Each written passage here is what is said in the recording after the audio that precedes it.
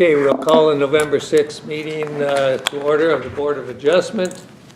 And our first, folks, did you give your names to the? Minutes. Minutes first. Yeah, okay. Minutes, please. I'll make a motion to approve October 2nd minutes. I'll second the motion. Been moved and seconded. All in favor, say aye. Aye. Is Charlotte on? Aye. Charlotte, there's Charlotte. Okay. Yeah, Charlotte is on, she said aye. Yep, we got her. Okay, Barry, go ahead. Well, yes, Mr. Chairman, the first item up is Dale Walczewski. If the board recalls, this item was continued from the last hearing.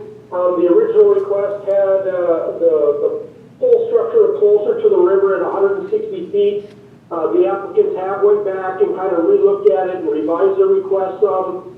They pulled it an additional 20 feet back from the river and moved it a little closer to the property line. The yellow line on the map that's on the screen, that is a 10-foot setback, not the 20 feet that is normally required on a transitional river. And so this arrangement would need a 20-foot setback variance from the river at 180 feet and a 10-foot setback variance from the property line at 10 feet. And so those are the revisions that have been submitted, and I don't have anything more for the board. Could you give your names for the record? Sure. Jennifer Vernig. Burning, did you say? It's Vernig. V like Victor, I-R-N-I-G. Jordan Hirsch. Okay, thank you. Jordan's our builder, Okay. just in case there's any technical questions.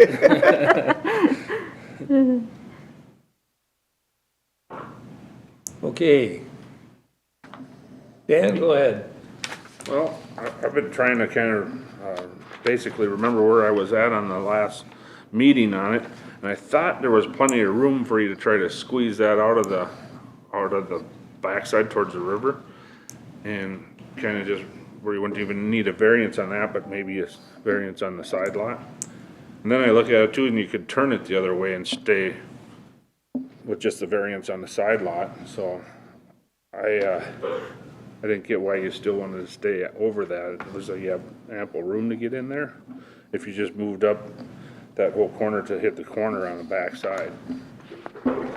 Well, if we have the, like, back, if you're facing the shed, back left side, because this curves, right? Mm-hmm. So if we have this on this, Yep. we're gonna be 22 feet away from the corner of the shed. 20 feet? 22 feet, yep. And so, after we visited with you guys last time, I went back and, I can't remember which one said about the property line, which that would help a great deal if we could do the 10 feet from the property line instead of the 20 feet. Because we're gonna have to have our driveway come up, you know, behind this garage here. And then there's a hill here too. And then we have a retaining wall off here.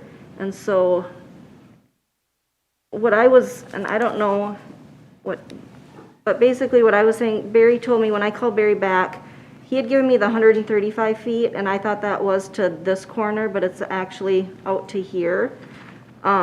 So he told me this is 128 feet to this corner right here, to the setback and the 10-foot property line. So if we could get just 10 feet back from that corner, it would just give us more room towards the front of the shed, so we can get an apron on there and, you know, be able to get in and out of that shed. Otherwise, we're gonna be like right into here, and it's just like everything's on top of each other. Even if you turned it the other way? We have a septic system right here, so I don't know that would work. I didn't measure for that, but Tough it's spot. gonna be really close. It's real close, the septic system. Yeah, the septic system goes all along, like, it's basically half of our backyard. Okay.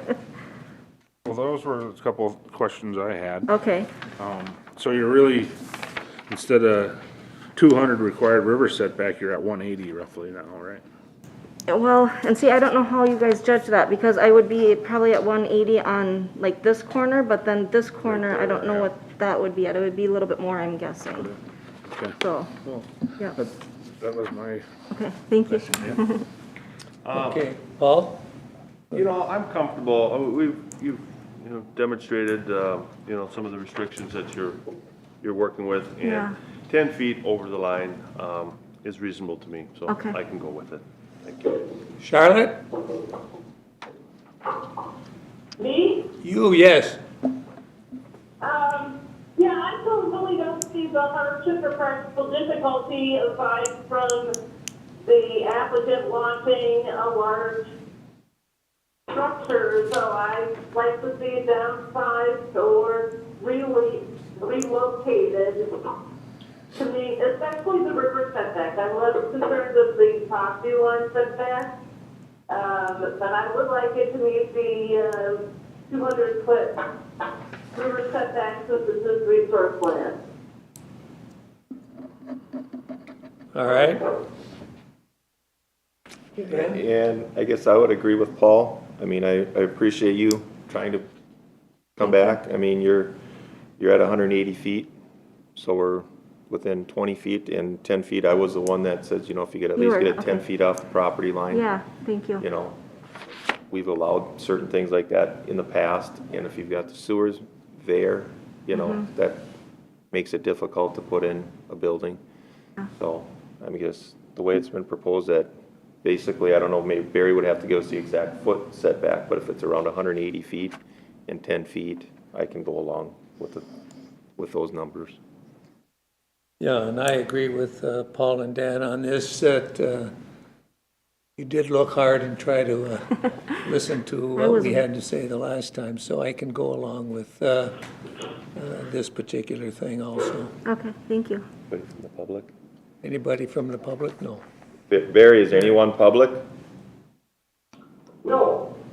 All right, I'll make a motion to approve the variances regulated in section 155.026 and 155.049 and 155.056 and 155.057, Title 15, Land Usage Zoning of Wright County Code Ordinance to construct a 40 by 60 accessory building 180 feet from the North Fork Crow and 10 feet from the side property line. That sound about right, Barry? That sounds correct. Okay. I'll second the motion. Been moved and seconded. Dan? Hi, Dan. Rick? Paul, aye. Charlotte? No. John, I. Dan Mall, aye. Good? Motion carries. Okay, Motion okay, carried. thank you. Thank you, guys. Yeah. Will, they send us something then to go get our building permit, Yes. or how do we? You can present your building.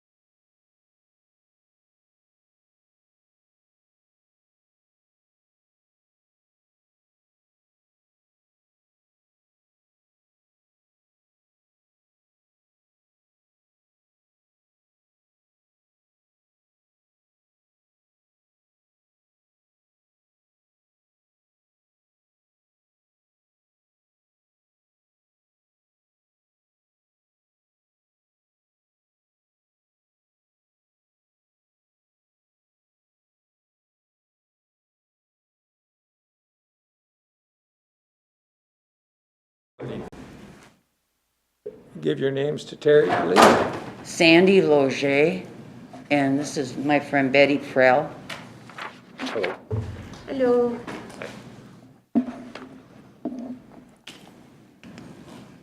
Okay, Are we ready, Mr. Chairman? you betcha. All right, Mr. Chairman, this is the Sandra Leger request. This was continued as well as the board recalls at the first hearing. The applicant was seeking to divide that portion of the property south of County Road 37 with an entitlement.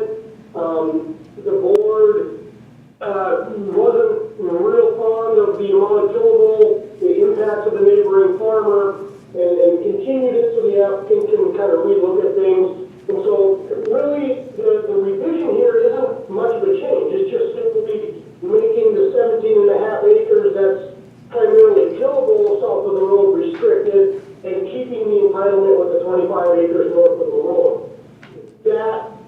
Doing that would allow potentially the potential use of the entitlement in non-tillable land, and would have less of an impact if that neighboring feedlot owner does decide to expand at some point in the future beyond those 500 animal units. And so that's the revision that's before the board right now. If this is something that the board is kind of is okay with, then what I would just recommend would be that if at some point in time that entitlement gets divided on the 25 acres, that as long as it meets ordinance requirements, we allow it to go through at the deed restriction. So the 25 acres could potentially be broken out smaller as long as it meets all other county requirements. Okay, That's all I got. all right. I got lost on that. I'm sorry. What I'm asking is if I can get my 17.5 separate from my 60. The road goes right through my land, and it's with no building site. It's gonna stay farmland. It's 4th generation land right now. I'd like my cousin to have the 17, because by the time her grandkids are there, that's 6th generation. So nothing's really gonna change with the property. If you don't wanna keep my 20 separate with my 40, then why don't you add my 20 to my 40? I lose a building site, but that's okay with me. I don't plan on, I'm comfortable the way it is. Actually, you wouldn't necessarily lose that entitlement, Sandy. It's something that, it doesn't just go away if you add it. So that isn't something that we really, you have to worry about. You'll still have that. It's just all about whether or not that acreage south of the road is divisible without the entitlement. That's what the board will look at here. You'll retain that entitlement or have it go someplace, so you won't lose it. Okay, well, it doesn't, I'm trying to separate it without a building permit on it, because that seemed to be the issue last time. Correct. So that's what I want. I think. They're all smiling. That's good. Yeah, that's a good sign. Okay, let's go to Dan. The last time, my issue wasn't the building permit, my issue was the prime tillable land. And if you're, I guess, I'm not sure, I think it was a Dahlbeck. Is she a sister of yours?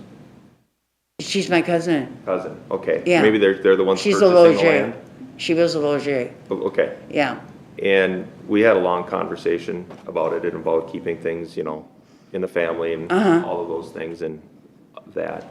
But I was the one that was more concerned with the tillable acres and the ordinances about the 2.5 acres of being split off and stuff. And now with what you're asking here for 25 acres, with the same, No, I'm Well, asking 17.5. I'm not asking for 25. just asking to split Just off said split off that 17.5 with no building entitlement. with no building site, and it's gonna stay farmland. Cause she's fine where she's living. They're gonna die there, Ralph and her. And I guess I'm still, even with no building entitlement, I'm looking at it as, why not purchase the whole 40? And then you don't need a variance. No, you mean sell my 37.5? Well, yeah, so. No, I don't wanna do that. Cause then I've got somebody living right below me if somebody does end up building ever. They're right below me, Right. you know, and they're right in my backyard. You know, I like that distance of mine Right. going to I understand 37. that, but as an ordinance here, we're still looking at tillable and prime tillable land. You know, coming out, and our ordinance doesn't It's technically still allow gonna that. stay tillable though. I understand that, but we have other ones that come up, once it gets sold, they can still come up and ask. They can still, and I don't like creating problems for down the future. I guess is where I come from. I mean, there's 4 other But- people on this board, and it's zoned agricultural land. It's not in the land use plan to be ag residential, where it gets split up into more building types. I mean, this is ag land. We're looking at taking out more prime land than what we've done before or normally allow. So I still struggle with it. I guess I'll listen to what some of the other board members have to say, and Okay, that's where I'm one Okay. person. Okay, Dan? Okay. Well, looking at that, I thought you'd probably take out more tillable with this new proposal than with the old proposal.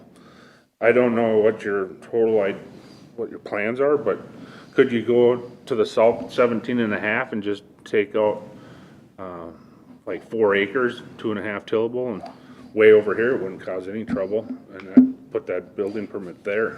If why can't I separate my land and sell that to my cousin? you can, but same thing, I'm worried about tillable. We're trying to preserve It's tillable. gonna stay farmland though, it's gonna stay tillable land. Yeah. Nothing's gonna be put on it. But It's you're just gonna be selling some of it, right? separated. You're gonna sell it? To Nancy, yeah, and she's just gonna keep renting it like I do. But see what I'm saying there, you could easily just cut off this much, 2.5 prime tillable, and I would have to build there if they ever did, and rent that all out. So, I don't even think, Barry, would you even need a variance for that? That's not what I wanna do Oh, though. I know. But, To do what, Dan?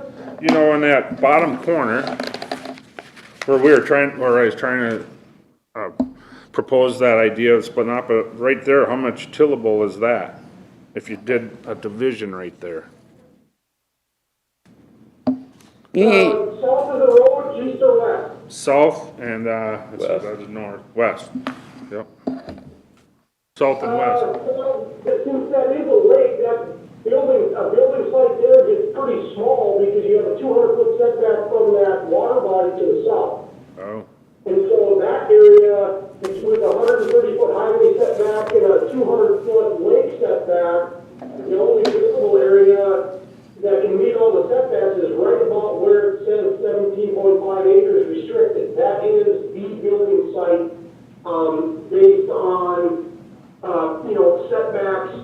Anything further west by the property line gets so, it gets so small due to those setback requirements. And so, any type of building site here would almost have to be almost in the middle someplace.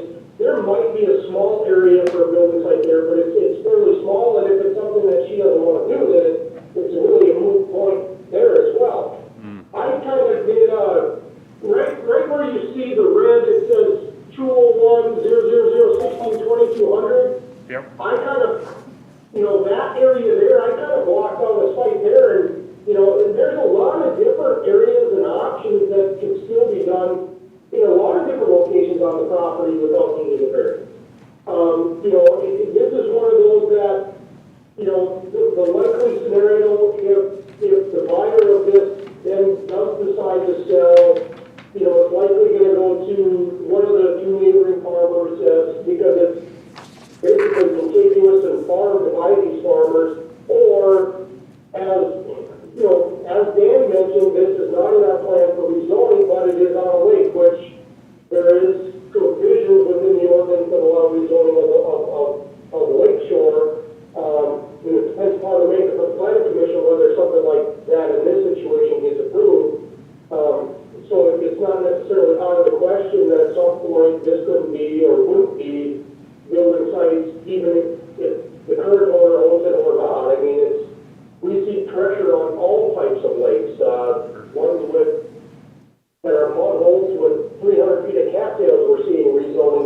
subdivisions on. So, you know, there again, in what I've learned in 20 years of doing this type of work is the two words you never use are always and never. But as far as the county's concerned, 10 acres is what she could split if it wasn't tillable, correct? Max, it's 2.5 the size is 1 acre minimum to 10 acres maximum, with no more than 2.5 acres of what's considered prime tillable farm soil. So in this map, it's the green crosshatch is considered prime tillable farm soils. So that's what we're dealing with. We gotta try to stay with the law and the rules and so. That's why I see the natural barrier there with the highway running through it. So that's Yeah. why I proposed that last time, but then, Yeah, that's why I want to separate it, because Yeah. I've stepped on that land 3 times. You know, There's 3 that's access not where points in my there. heart is. My heart's on that 40, actually. And I mean, the board did do something similar just east of here on a 140. There was a house on one side of the 40, and the board, you know, restricted the farmland, which was 35 acres, and allowed the building site on 15. In this case, you're just kind of reversing it. You'd be allowing the building site on 25 and restricting 17 and a half. what's this 25 he keeps So in talking this about? scenario here that's up on the screen, Oh, that's virtually just a reversal of what was done, you know, about 1.5 miles east of here, you on the same highway, except that in that case, there was an existing house. In this case, the house doesn't exist, but there's a potential for one to exist. And so it's the same thing, it's just opposite. And that one was, the house site was 15 acres and had more than 2.5 acres of tillable, but since the highway was a natural dividing line, it was approved. Barry, can you put a restriction on that top 25 to have it, if they, the only building site in that area where you were talking about, no more than 2.5 tillable? No, you can't, right? Well, the one way to do it is to say if a building site is ever used on that, then it has to go back to the board. That way the board can then review any restrictions you may or may not want to place on it. Okay, Paul?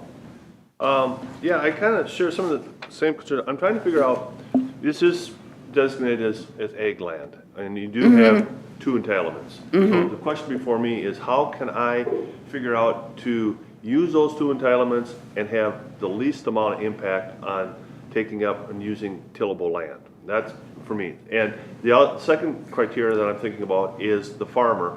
That he was here first, he's farming, that we don't do anything that would impact his livelihood or his ability so. but did he have the land as long as I have in my family? He's running the operation right now. He's got a business going, and I don't want to do anything to, it's, you know, I correct myself as far as saying, maybe you were around longer, but the point is, he's got a business running, and I want to be mindful of that. He's farming. Oh, yeah. So those are the 2 things that I'm thinking about when I'm looking at this decision here. And I'm looking, and you step in and let me know, Barry, if I'm wrong, but if we did allow to go across the street and limit the size or have them have to come before the board for those 2 building sites in the future if they're to be used, I could go along with that. Huh? Is it 2 or 1? Yeah, that's what I was gonna ask. There's only 1 building. Oh, there's only 1 building site? Oh, I'm sorry, okay, well, good, that's even better. The northern 40, there's a 40 north of here that the applicant also owns with a house on it. So it's 80 commonly owned, each with its own entitlement. So in essence, there's 2 on the farm. We're only dealing with the 1 in this case. Okay, so, Here, I'll bring up my mapping software and have it draw for you, and I'll kind of show you the entirety of the property.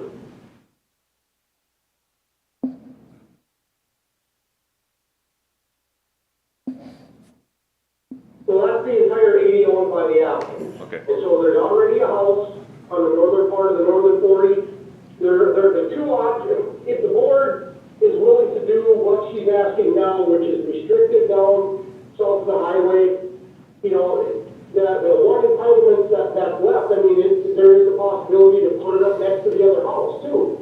You know, because they're commonly owned and contiguous, so they're not required to do any type of special transfers, just we would allow that entitlement to be used in the northern 40 acres. So there's a lot of kind of pieces here, but yeah, like Paul said, you could do a couple of different things. There's different conditions that can be placed. I would say if it's used on that 25, if the board has concerns with the amount of tillable that would come out of that 25, well, then they can come back and before it gets used on that 25. They want to transfer it to the northern 40, that's up to them too, but I wouldn't make that come back to the board unless there's some other variance requirement or need for that division. Thank you, Barry.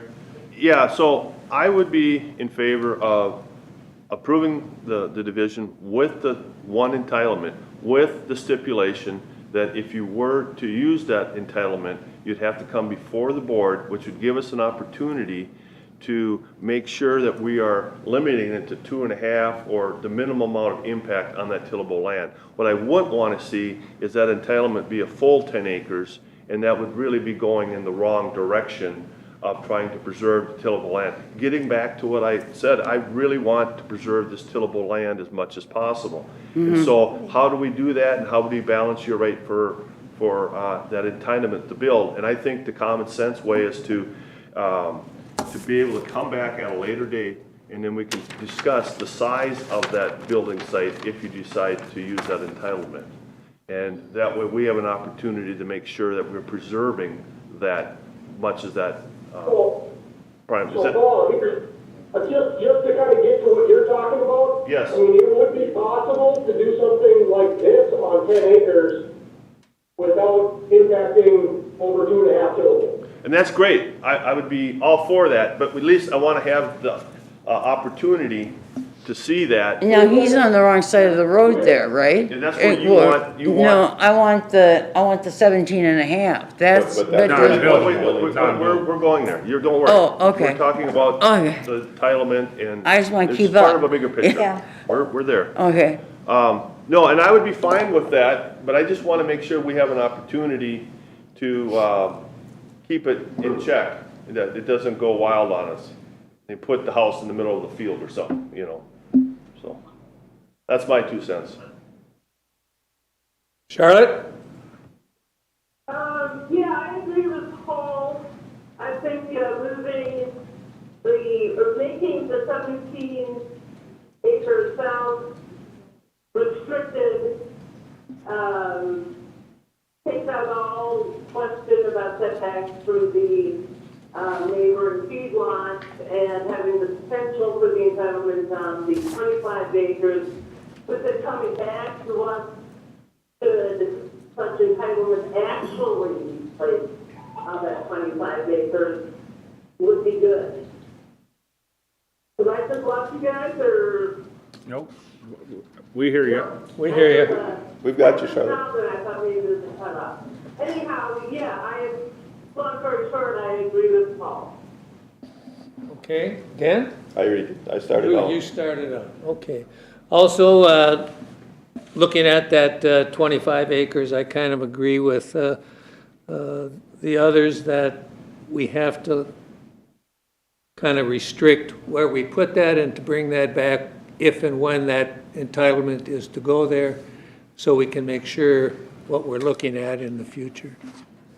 okay, I'm confused, the 25 That's where the building entitlement would be, would be. okay, And all we want to do at the time that you may decide to use it is to have you back here so that we can look at the total picture again and make sure that it fits in with what we would like and what you would also like. okay, so then I can't sell the 17 and a half. Sure you can. I can, Oh, yeah, okay. yeah. We're not, Just not buildable. Yeah, can't Yeah, build on it. yeah, nothing can be built on it. No. Well, that's what I wanted. Okay. Okay. Yeah, Took us a because, while to get there, but we're there. yeah, Got us in the back door. I didn't say I was the sharpest pencil in that drawer. Yeah, because, I don't want anybody over by me anyway, and I have no intentions of building myself right there. I'm comfortable in my little trailer house. But, Okay. since it is, like I said, fourth generation land, you know, Nancy would like that 17 and a half, and it's gonna stay farmland. Okay, good. All right, do I hear I a can- motion? Motion, man? I'll make the motion. You want to take my motion? To approve the variance of section 155.026 and 155.048, G, 4C, chapter 155, title 15, land usage zoning of Wright County Code of Ordinance to allow 37.5 acre parcel to be split by the county road. That part of the property line south of County Road 37 is approximately 17.5 acres and includes 6.9 acres of tillable land, is to be separated with the residential building. No, so we want that part, 17 to be restricted with the residential building entitlement with the, can you help me out here on the north of the road to the 25 acres with the stipulation that they must come before the board. Any further division requires board action. Thank you, so noted. Wouldn't that be noted as any building site permit? Then they have to come up with a condition that they then have to see the board? No. Yeah, those types, a permitted division, with an entitlement are the only permitted divisions allowed by ordinance, so that covers it. Thank you, You Barry. couldn't make any other divisions unless it was an entitlement division. But Barry, they wouldn't need a division. They could just, if they bought that parcel, they couldn't just build. Or should I let them with the motion first then for Yeah, discussion? well, that's exactly what that says, is if somebody wanted to buy that or Sandy wanted to just put a house on it, if they left it in a 25 acre piece, they wouldn't have to come back to the board. They can just put the building site on it. That's their right. The only way it would have to come back to the board is if they propose a division Yeah. of the 25 acres. That's a lot different. Yeah. That's a lot different. Yeah, I was trying to, yeah, let me rescind that motion for further discussion. Okay. I'd like to add to that discussion, what we're hitting here on the wall is that with his motion, we can't say if you sold that whole parcel, they could build right in the middle of the field right there, and then it ruins the farmland. The whole idea was, ours was to separate it with the condition that any building in that 25 acre parcel, any building going on would then have to come to the board for location, or use no more than 2.5 acres. So how would The issue with that is somebody right now could buy an 80 acre tillable field and put a building site on it anywhere they want. They own that acreage. The building site is not restricted within our ordinance. It is divisions that are restricted and regulated, not the house site itself. And so in this case, I mean, right now, somebody could, she could sell the entire 40 and somebody could put a building site in the middle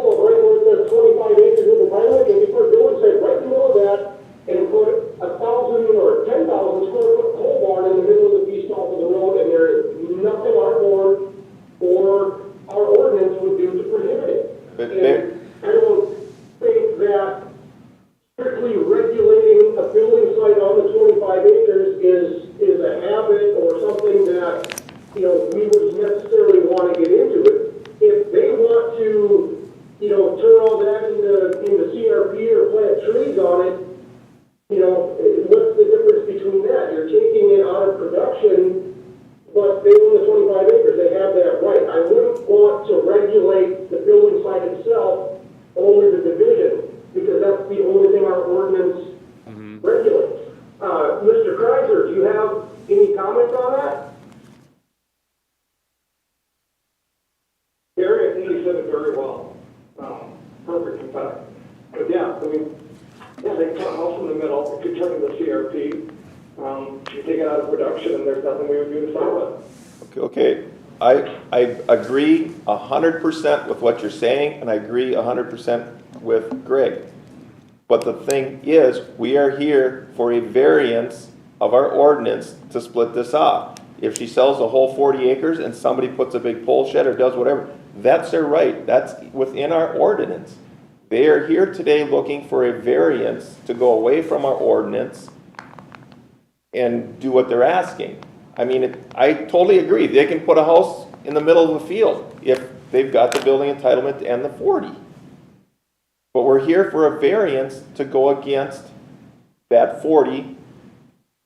I mean, that's what we're here for, a variance. I mean, if they want to come in and get a permit on that 40 and put a massive pole shed and do whatever they want to do, CRP, they own the 40, they can do that. It's within our ordinance, it's agricultural, it's going to turn into a horse farm, it's going to turn into something. It's within our ordinance. We're here for a variance, is why we're here. That's where I was asking, if we issue a variance, can we put a condition that if there's ever to be built on that 25? And No, we can't. you cannot, because that 25 acres holds the building entitlement, and as long as they don't want to do another split or split 10 acres off, just to, I agree. you know, there's no need for another variance. The building entitlement is on that 25 acres. She turns around and sells that 25 acres to a family member, whomever, however you want to do it. I know that's not your wishes, I understand No, that. I don't intend to sell But we anymore. sit here on this board and we hear this all the time. Yeah. I can talk of a property that we split off on this board and split it, and the people told us, it's for my daughter, it's for my daughter, this is all we're gonna do. They sold, they moved away, somebody else lives in their house, they split it off, put that house on, somebody else is completely building a brand new house. Things change. I understand what you're saying, you want it in, but things change. And that's what we have to look at here as a board and as a county, to try to make things change according to our ordinance and the way we have our ordinances laid out, and try to be fair for everybody. And that's what we have to deal with here, and sorry, I'm on my soapbox, and I'll be quiet. No, that's what you guys well taken, and I was mistaken on what I thought we could do to solve the problem, and you're right, I think, yeah, I have to take back what I was proposing, because I don't think it would work. Mr. Chair. Yes, Mr. Chair, members of the board, if I can interject here quick.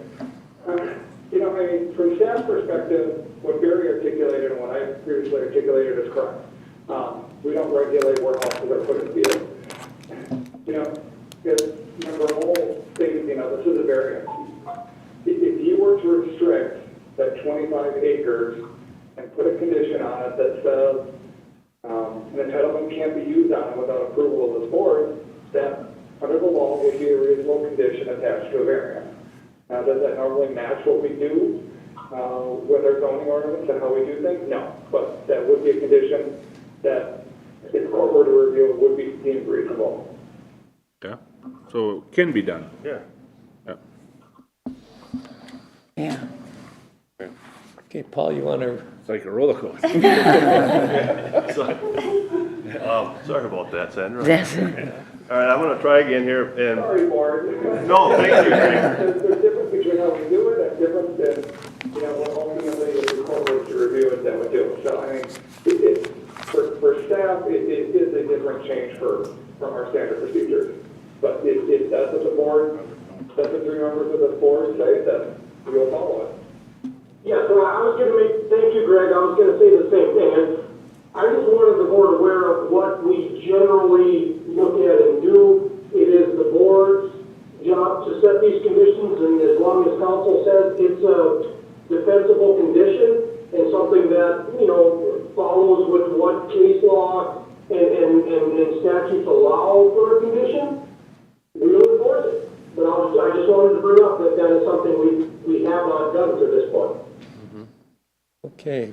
Paul, where are we with your motion? All right, I'll make a new motion. Request a variance of section 155.026 and 155.048, G4C, chapter 155, title 15, land uses and zoning of Wright County Code of Ordinance to allow 37.5 acres to be split by the county road, that part of the property lying to the south of County Road 37, that is approximately 17 acres and includes 6.9 acres of tillable land, be separated and restricted with the north parcel north of the road to 25 acres with the entitlement, with the condition that the entitlement before being used must come before planning and zoning to determine the best use to preserve farmland. Does that sound reasonable? Barry, any suggestions on that? So what your motion, the intent of your motion is to say prior to any buildings being constructed, correct? Yeah, before they use that building entitlement, they need to come before the board, and the board needs to determine the least So one amount. thing is they can put up a pole barn without using the building entitlement.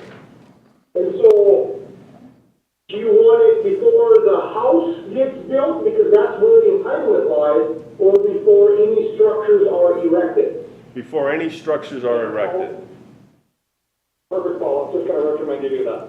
Thank you. What we've seen in the past is people build a pole shed and then all of a sudden your options are highly restricted and limited as to what you can do for further division.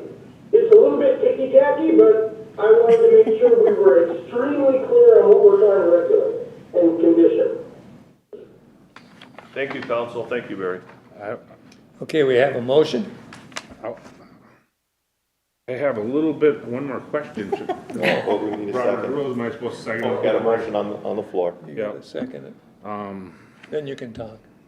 Okay, I'll second it once I learn about this little type error. Cause we got 37.5 acre parcel split and it's actually 42.5 acres. Or something's wrong with the writing. Well, I have the 40, and then I have the 37.5, but they're saying 25 right there. Are they adding my pond in, or, I don't know, that's what. you know, the 17.5, yeah, is across the 5 road. acres, I don't know about. It's, So it's really well, only, the road took up, you know, that's what they're probably saying, the road, oh. but I don't own the road. Is that right, Barry? Give me just one moment. He said just one Give me moment. just one moment. Okay.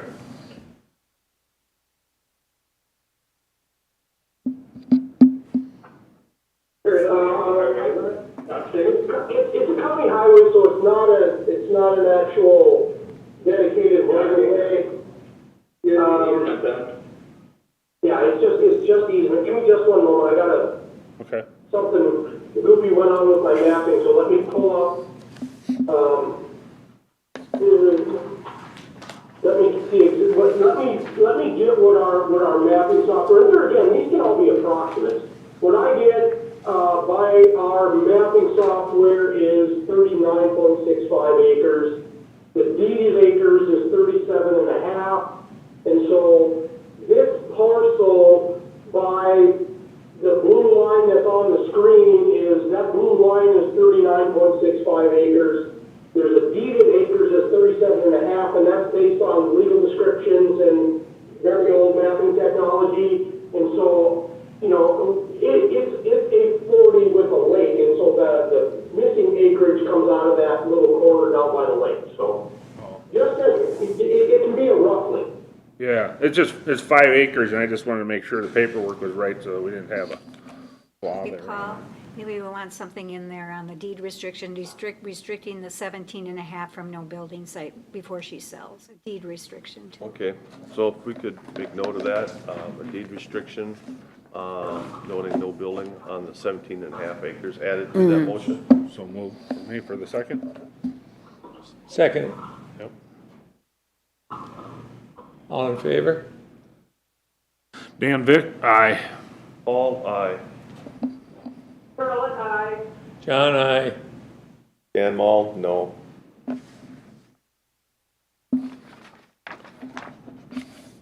I'm done. Okay. Thank you for your time. Yeah, thank you so much. All the input you put in there. Well, you guys just kept talking, didn't give me a chance.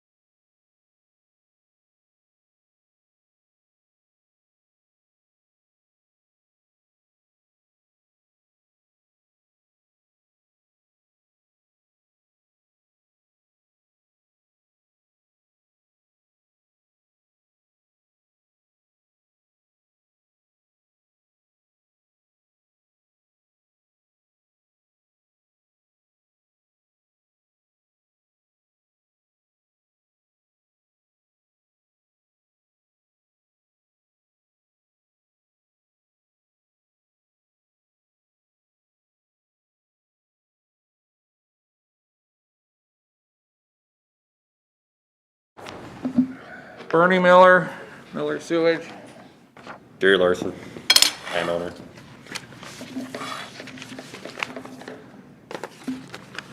If I'm not in the room, you guys gotta tell me when you're ready. Okay, we're ready, Barry. All right, Mr. Chairman, this is the Gerald Larson request. It was continued from the last hearing for the board to do a site inspection.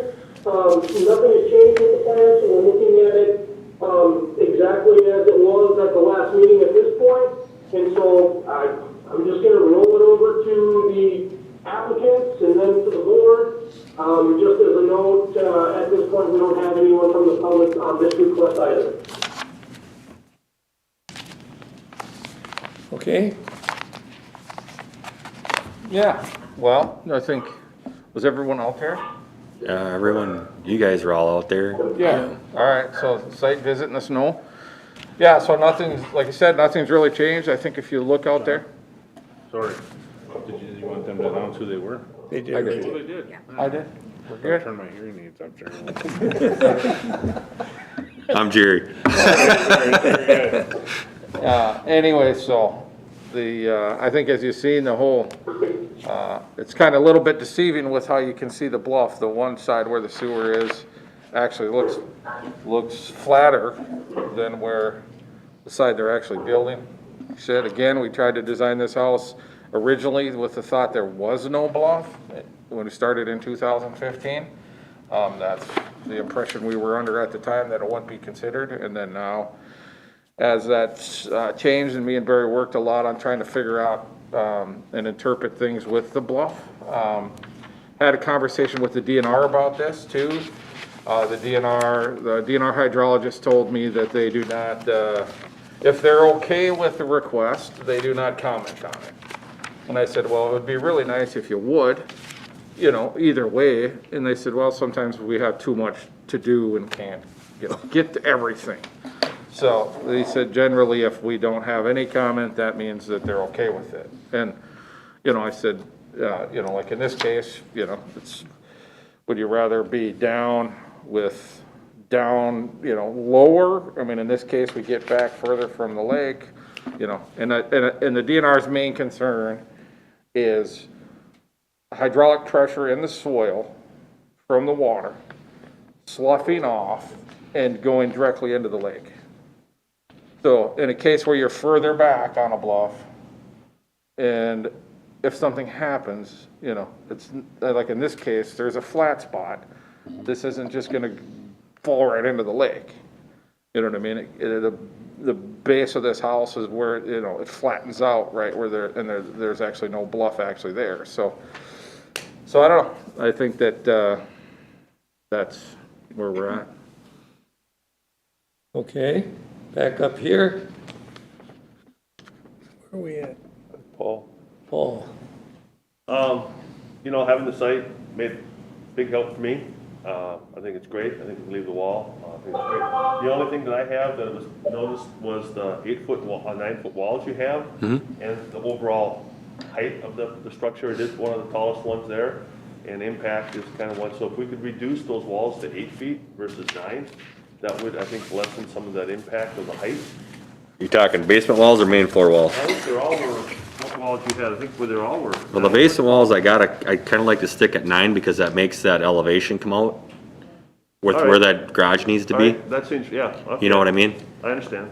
The other walls, yes, all with 8 feet. with the vaulting we have going on, we can be at 8. Okay, all right. I think we might That sounds reasonable. even be there. I don't remember. Yeah, they're all 3 9-foot ones. Okay, Okay, the one I got, the lower's 9. Yep. The main's 9 and the upper was 8. Yep. And the one I got. If we could change that middle floor to 8, that'd be great. I don't see a problem with that. We can do that. But yeah, I understand with the basement. Yeah, because of that, you know, the way that garage sits, I want to have that 9 foot, so we have that. Yeah, It just makes sense. It basically makes my basement a retaining wall. yeah, not a problem. So that's my only concern. If you could change that, I'm fine with it. Yep. Charlotte? Yeah, I have a number of questions. The applicant, first one is, when I went out there, there were a whole bunch of different structures on the property in addition to the existing cabin that's being dismantled.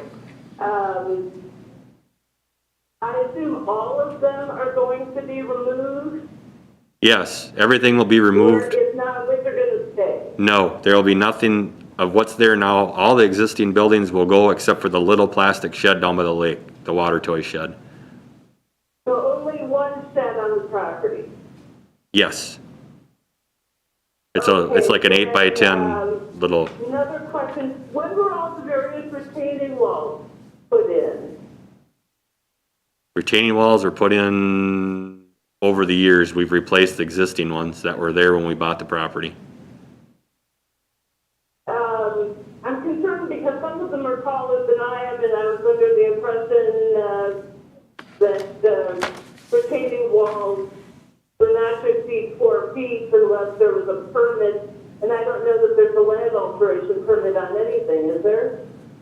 No, we didn't alter, we were replacing existing. You greatly altered this property from what I can see, looking at pictures from prior to your purchasing it to after you're purchasing it. I would call it improving. You can call it what you want. There was railroad tie retaining walls up by the road that were falling down. And there was a boulder retaining wall down by the lake that was falling down that we replaced. But you didn't have a land alteration permit. Didn't know I needed one. I have a problem with that because especially altering land with the bluff, I've got serious problems. Anyhow, I really don't like structures in a bluff. You're actually supposed to be outside of the bluff, in the bluff, outside of the bluff impact zone, which is 30 feet from the top of the bluff. It's a very large structure in an area where things have already been altered. I don't like it. Okay, That's all I have to say. all right, Dan? I guess, you know, going out there and looking at it, and the terminology of a bluff is there, but going out there and looking at the other homes in that area and looking at this property, the way it's been there for quite a while, because, you know, you'd see some of the retaining walls you've replaced. I mean, to have those other homes on it, they've been updated.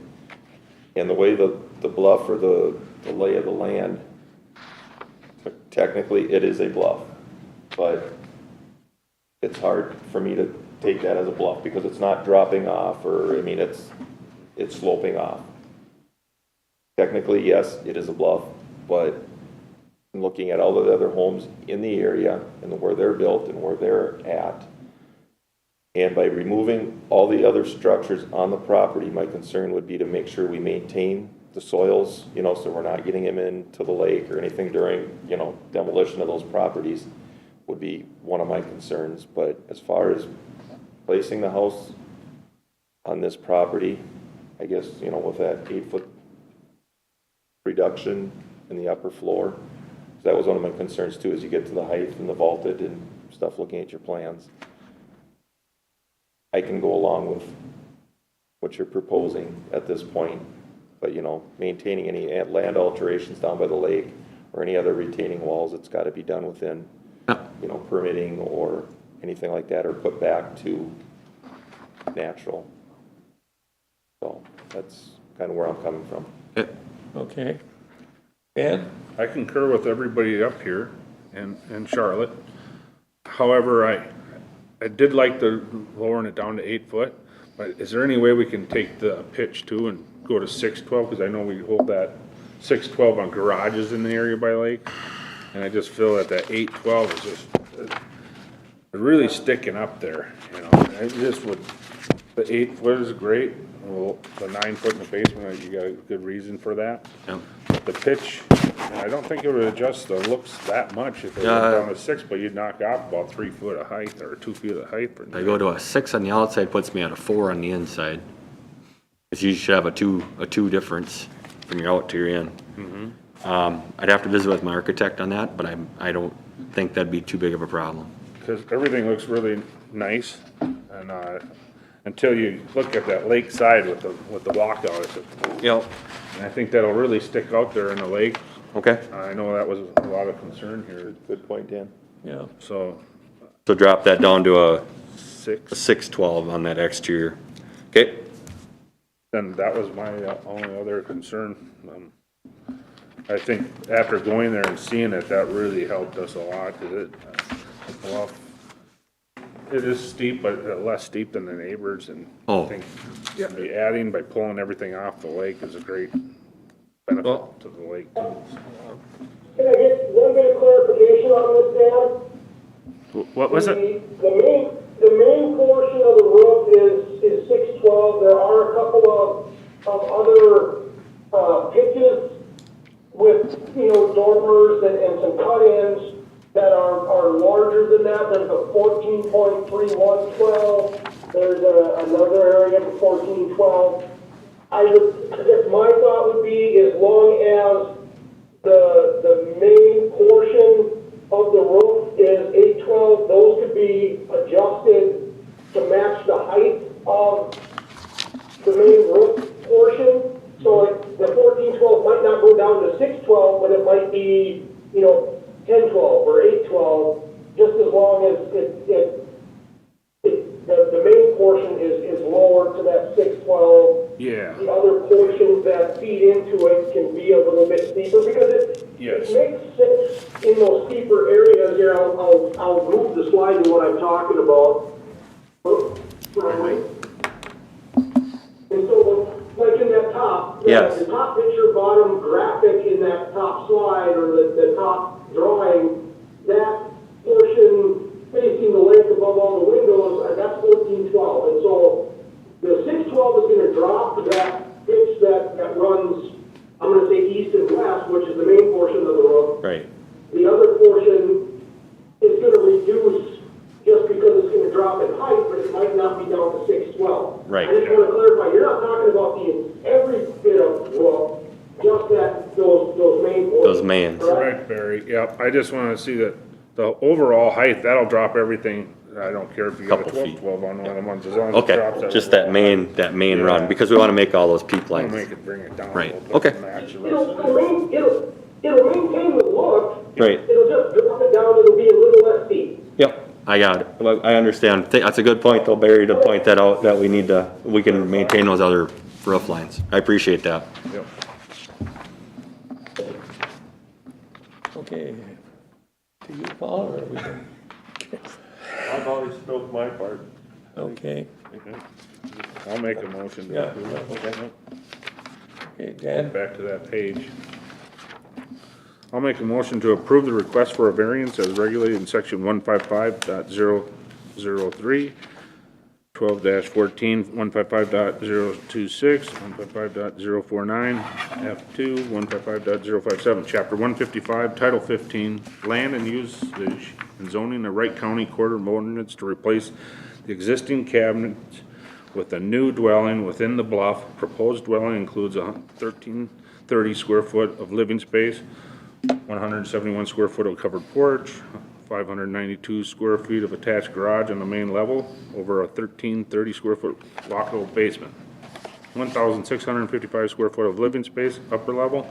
Proposed setbacks for the structure would be within the bluff, 56.8 from the traveled road center line and 65 from plotted center line. And will serve by a type 4 septic system with the notes that it's an 8-foot ceiling height on the 2 main floors, basement can be 9. Yep. 812 on the main roof structure for height, tell them what the height. And could I add a stormwater management? Wasn't it 612? You wanna go to a 6 on that main? You said 8. 6, yeah. Oh, Okay, did you I just say said 8, yeah. Okay. Okay, just clarifying. 612 on the main. And if I could add, being in the bluff zone, we could have a stormwater management plan submitted? Okay, with the stormwater management plan submitted? That's something you can What handle? is that? we're asking them to do it. We'll take care of that. That's my motion. Okay, I'll second it. it's been moved and seconded. All in favor? Discussion, Mr. Chairman. Discussion? All right. And I have a question. Okay, Charlotte? That no certificate of occupancy be given until all other structures in the RV are removed from the property. And I was going to suggest a stormwater management plan because there's serious erosion on this property as it is. That apparently one will be submitted, correct? Yes. Yes. The condition is to submit that. I'll address that a little bit. I have a little bit of discussion. Okay, so, Are you done? yes, I'm done.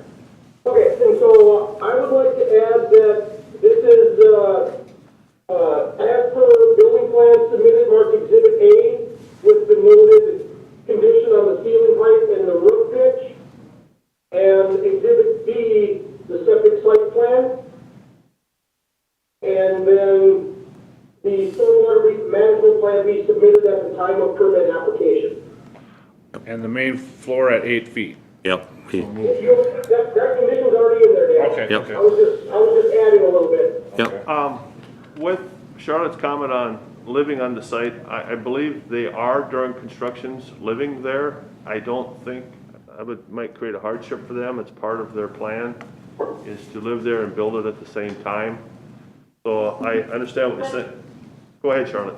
But before they moved into the house, before, Absolutely. yeah. Absolutely. Absolutely. I Absolutely. understand. Okay. I'm not saying that they need to get everything off before they start building, but after they're done building. Absolutely. Or there's a certificate of occupancy, then everything else should be gone then. No Yeah, I problem. agree. Thank I don't wanna look at it out my new house, so. Then 90 days of certificate of occupancy or something?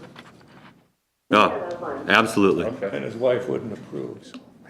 No, it's, trust me, it'll be gone. So moved. So Paul, your motion included Barry's suggested add-ins. That'd be my motion and his second. Second, The yeah. building be removed before the certificate of occupancy. Yes. That you don't give them 90 days after. No, the RV's gotta go before the sewer goes in. You gotta get rid of Oh, okay. And then the backhoe's gonna be there to dig the basement. It's all gonna come out. Okay. When I get my permit, it'll be a fluid. As mentioned then.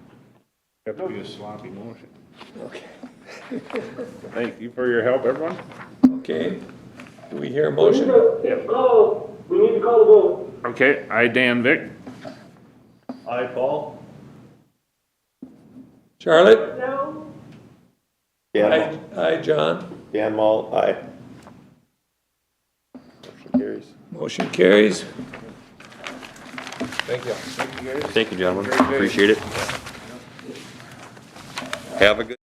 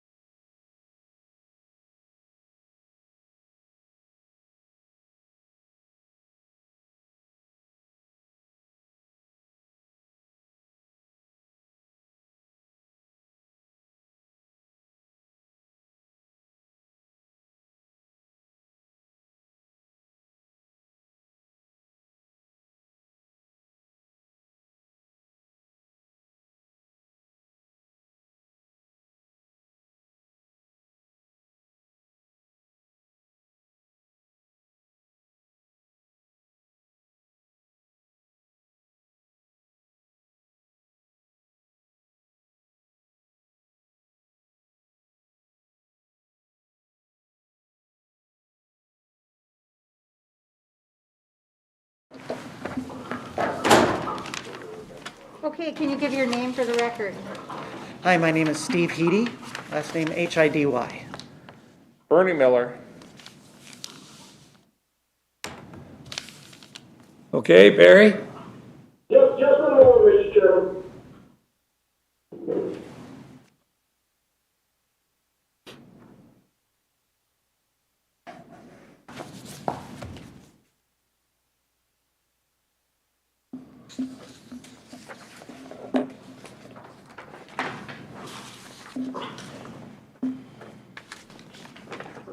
Alright.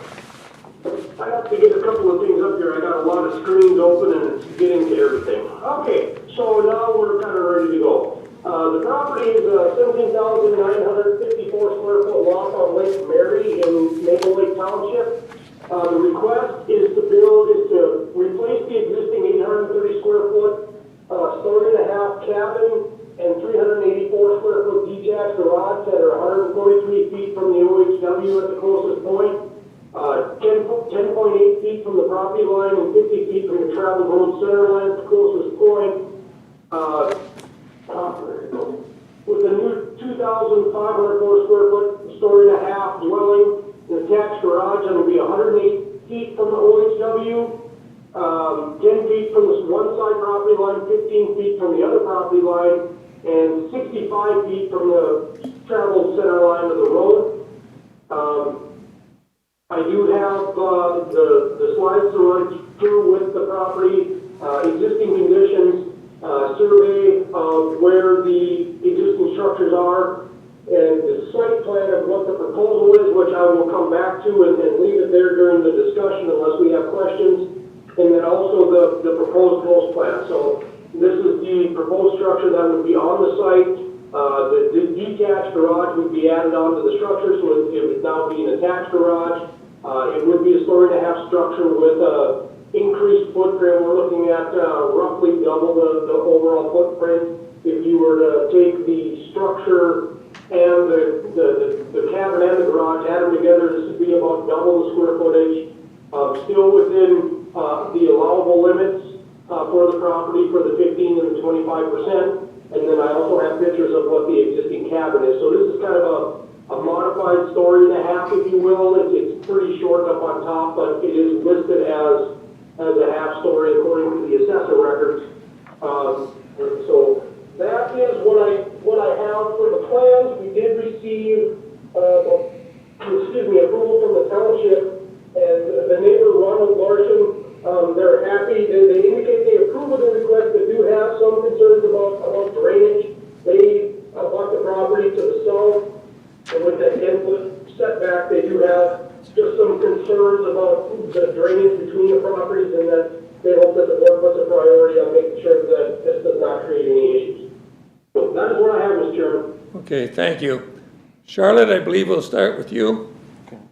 Yes, wait a minute. Do you want me to just give a little background? Go ahead. They're going to give a little background. Yeah, so thank you for letting me be here today. My wife and I bought this cabin probably about 20 years ago, and we just really liked the area. We were planning to retire here on the lake, and the cabin was built by the owner in 1967, And we have the cabin, which is having some issues. And then we have the septic system in the front of the yard. And, we're hoping to move away from the lake, move it to the back. We have the garage, the detached garage, we have the cabin, and we have 2 sheds. And so the idea is to condense all 4 of those buildings into the one single piece. And we're currently 9 feet from our neighbors, and with this variance, we'd be 10.1 feet. So it'd be actually 1 foot further from their property line.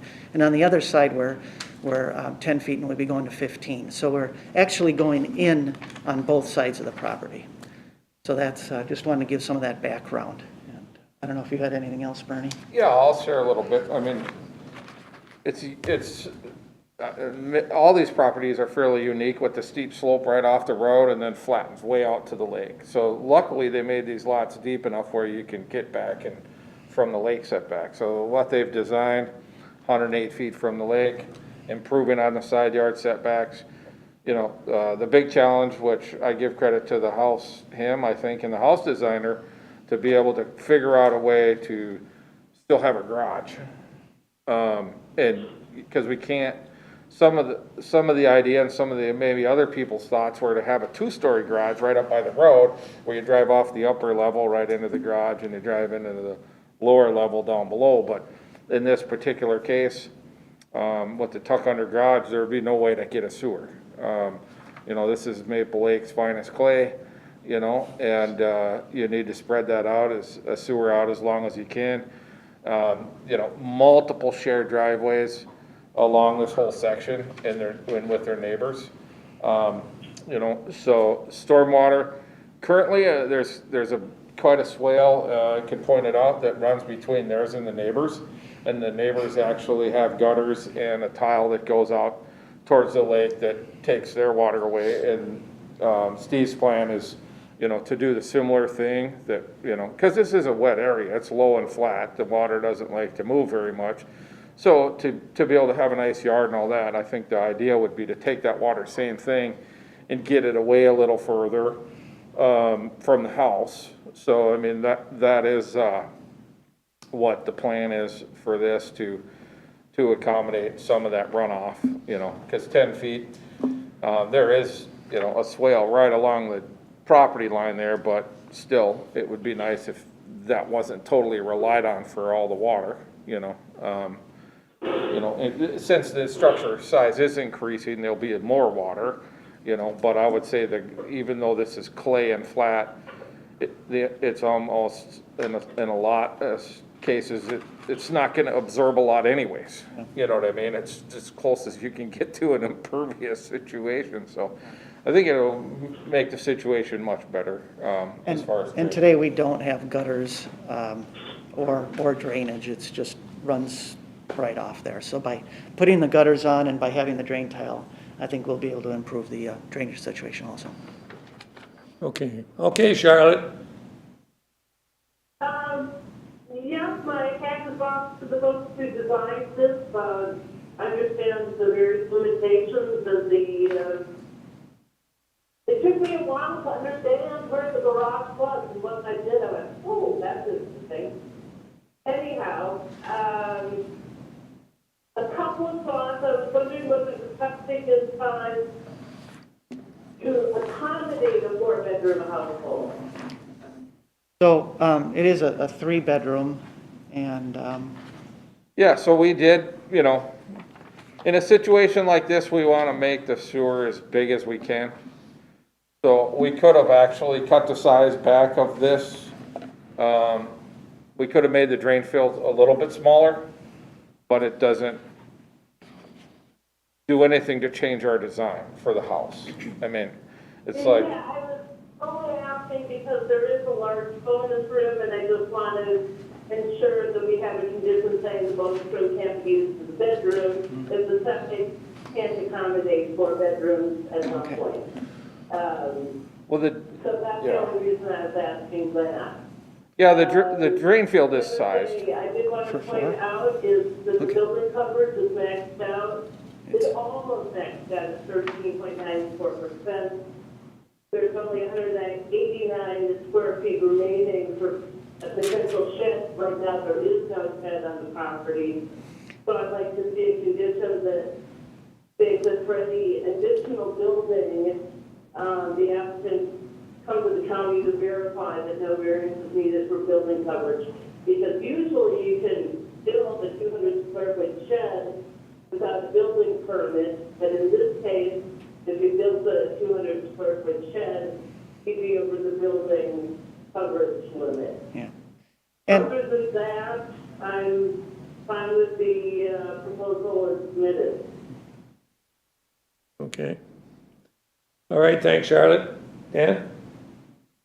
You've addressed some of my concerns, or my main concern. I mean, my one main concern was the 10-foot. I know you've even got a little bit further back, but is the water drainage between the two properties. I mean, we've had that, we're dealing with that with some other stuff, and I don't want, that to become a major issue between the two neighbors and getting the water away. So one of my main concerns is that 10 feet are getting the water away, and if it's guttered, I mean, that's where I said you've alleviated some of my concerns. If it's guttered, you can direct the water to different areas. And I mean, I'm somewhat familiar in that area, and yeah, it's heavy soils up there.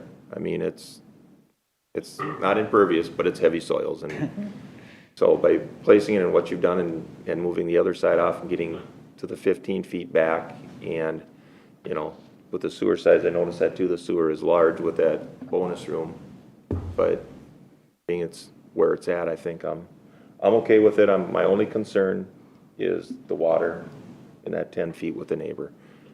They're raising the question, so I want to make sure we address it. Okay. Dan, you're... Well, I'd seen that you were okayed with the 10 feet, but that's from the side that's gonna have 15-foot setback, right? Am I picking the right neighbor? One of the neighbors wrote a letter that they're Yeah, okay they're the with- one, that's the side that's 10. by your driveway. no. Oh, they're the ones on this side? They're the ones on this side. And so we're currently at 9 feet. Yep. You can see on that side, and we're going to go to 10 feet. My thinking is they're gonna come back in screaming when that's built, because they're gonna cut a lot of their view of the lake off by pushing it back and keeping it 10 feet. Because now, before, when you're 9 feet, you were up, they had a better view of the lake, but now you're gonna be kind of coming in on their view. I would rather see you push it to the driveway, the 10 feet there, and give them the 15 feet with the setback, just mainly because of that reason. And Dan had a good point with the water too, but that was if I'm on a lake, I'd like to see out the lake, not see your house. We looked at being in the middle. We looked at, initially, I sent him over the plan with that being over there. And, just trying to, because we have that latitude to move around. Yep. It's just the situation with the garage. And it also, I can point this out here, if you don't mind. I don't know if you're gonna be able to see it, but, this driveway currently right now comes down and comes over into this garage. Okay, so this driveway here would continue on here. What ends up happening is we really need you need to have space for elevation and drainage in between the driveway and the garage. And also to be able to utilize this garage, moving it all the way over almost makes it impossible to get back into that garage door. Makes it real hard. So we looked at both, and I don't know, Steve, you might have something to add there. Yeah, it was exactly what you said, Bernie. The issue is getting into the garage and then also to ensure the drainage there. Going back though, the lot, it says lot 8, and I looked at the lot, and that's a lot to your driveway. On Maybe they this, on have this one here, that lot 8 guy, lot 10 guy didn't sign off on the 10 feet. And lot 10, from my looking, is the one that's gonna be impacted the most. And once you put that porch on. Actually, Dan, Yeah? the lot 10 is to the south. Lot 8 is to the north. And Okay. I think the first writing in, I think they had the wrong, Oh, they had their Yeah, I know this because I know the owners of Lot 8 okay. personally, and so I know that it's not them that wrote this letter, it's Lot 10. I'm looking up the tax information now, and Ronald and Sharon Larson own Lot 10, not Lot 8. Okay. I would just feel a lot better if lot 10, well, the one that wrote the letter actually seen a stake put in where your, that porch is, because that's even gonna push it off further back there. Where it's drawn on the plan that a potential porch. They've seen the stake. But I mean, something sticks so they can kind of see. Because this is gonna intrude on them a lot. At 15 feet, I really wouldn't have a concern, because then all of a sudden you're within your parameters, but 10 feet, you're taking 5 feet over and then pushing it into the, block their view. I just feel that that would be a concern that they're gonna have, once they see the house go in there, they're gonna be, so that would be my worry on that, is that unless they were here and I knew they were okay, because we're giving you a variance to move over 10 feet instead of 15. Now that you're pushing the house back, it wouldn't matter if you stayed behind them, but now you're way out closer to the lake than they are. And I think it'll impact them quite a bit.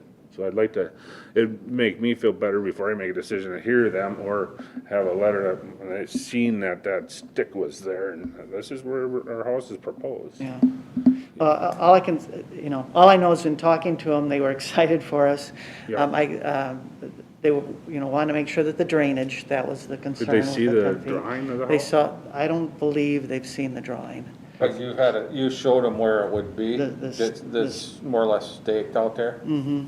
That corner back there by the porch, on a stake there, I wouldn't be ready to make a decision until I was sure that it wouldn't impact the other property owner. And the lake setback is, I mean, they're already past the lake setback. I mean, we're further Right. back than the lake setback. We If could go somebody- another 8 feet. Sure. If somebody else built something, Yep. like maybe they're thinking, hey, well, that's great, because we're gonna come back and do the same thing in 2 years, and we're gonna build, they might go out to 100 feet, Yeah. and then they would be doing this, the same thing that he's doing to them, but, Yep. I mean, when someone sends a letter and says they're okay with the 10 feet, it's just concerned about the drainage. I mean, and correct me if I'm wrong, is Barry, when they send out this notice to people, there's either a link that they can come and look at this plan, or is it included, any of this stuff? And if they're If you see on their email, they asked for a diagram of the proposed plan. I sent them the house plans and the septic site plan that's on the screen right now. So I sent them both on the 27th. Of the email, and I do believe they responded back with a thank you. Let me search my email. No, I guess I don't see any response in my email, but I did send it to them on the 27th, which was over a week ago, a week and a half ago. So, and I haven't received any other comments from them on it. Are they an older couple or younger? They are. They have a place in North Carolina in the winter. You see my concern about, because it was, we were giving them 5 feet closer. If it was a 15, I wouldn't got nothing to say about it. Yeah. But being, we're moving them 5 feet in there and then you're gonna, But it's, again, from where we are today, we'll be 1 foot further away from their property. Yeah, But that's further, great. but further out, I yeah, the understand. further out's the part. But, and then he did send them the plans, he did, so they do have them, Yeah, I just. as stated here, showing where everything is. Some people don't have that envision. I mean, I've dealt with people, the lady I'm building stuff for now is like, I show her, I almost draw it out and put it on there, and then I come back the next day, she goes, no, and she was all okay. No, I couldn't envision that. So I guess that's where I stand, and, okay. Paul? Well, the only thing I would say is that we can't force people to comment. They have the chance to make comments, they've seen the plans, they have submitted a comment. I don't know what more we can do. I mean, we can't force them to come in. Sure. Or send another comment. So that's a really tough thing, because there's only so much we can do as staff, even as the board. We encourage people to submit comments, but we can't force them to either. Are they still here, or did they go south? They're south. Yeah, okay, that's why you didn't hear from them. Yeah.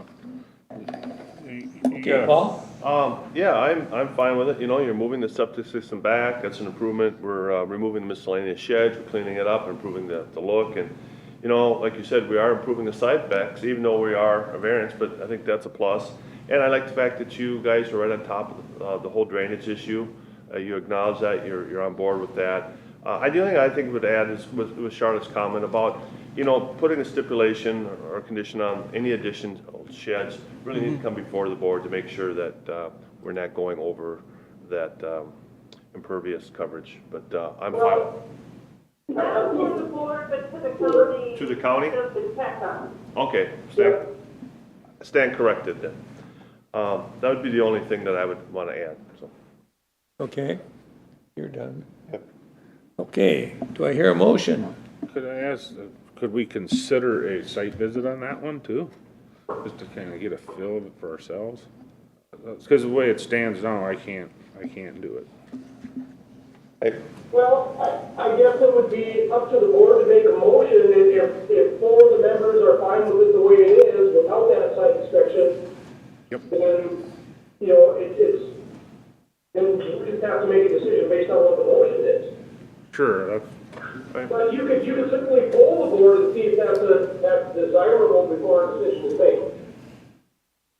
Okay, let's poll it. I'm in favor of a site visit. Paul? I won't. I know the property, I know Lake Mary down there. I used to have an aunt that lived in that, and it's a long, flat area going out to the lake. So it's a matter of getting it to fit within the parameters, you know. You want a site inspection? No. Charlotte? I don't need a site visit. Okay, neither do I, so Okay. I guess we'll move on from there. All right, you want to make one, or do I? No. I'll give it a shot. Okay. I'll make a motion to approve a variance of section 155.026, 155.049, and 155.057, chapter 155, title 15, land usage and zoning of the Wright County Code of Ordinance to remove and replace the existing 830 square foot partial two-story dwelling that is 156 feet from the ordinary high water mark of lake, 70 feet from the center line of the platted road, and 10.1 feet from the property line with a new 2,504 square foot, 1.5 story dwelling that will be 108 feet from the ordinary high water mark, 65 feet from the traveled center line, and 10 feet and 15 feet from the side property lines. Dwelling is to be served by a type 4 septic system. And as planned, submitted Exhibit A. And then I also would like to add into there something with a plan of drainage, you know, before, when they come in for permits or whatever, that there is some type of a drainage plan for between there and the neighbor. Okay, do I hear a second? Do you want to put a condition on shed? Oh, and also, no other, being we're at just about the coverage limit, before any other sheds are placed on the building, it must come into planning and zoning. I'll second that motion. Okay, it's been moved in second. All in favor? Dan? Discussion, Mr. Chairman. All discussion? All right. Dan, you listed the building plans as Exhibit A. Can we add the septic site plan as Exhibit B? Yes. That's all. I'll second that. Okay. Dan Vic, nay. Paul, aye. Charlotte? Aye.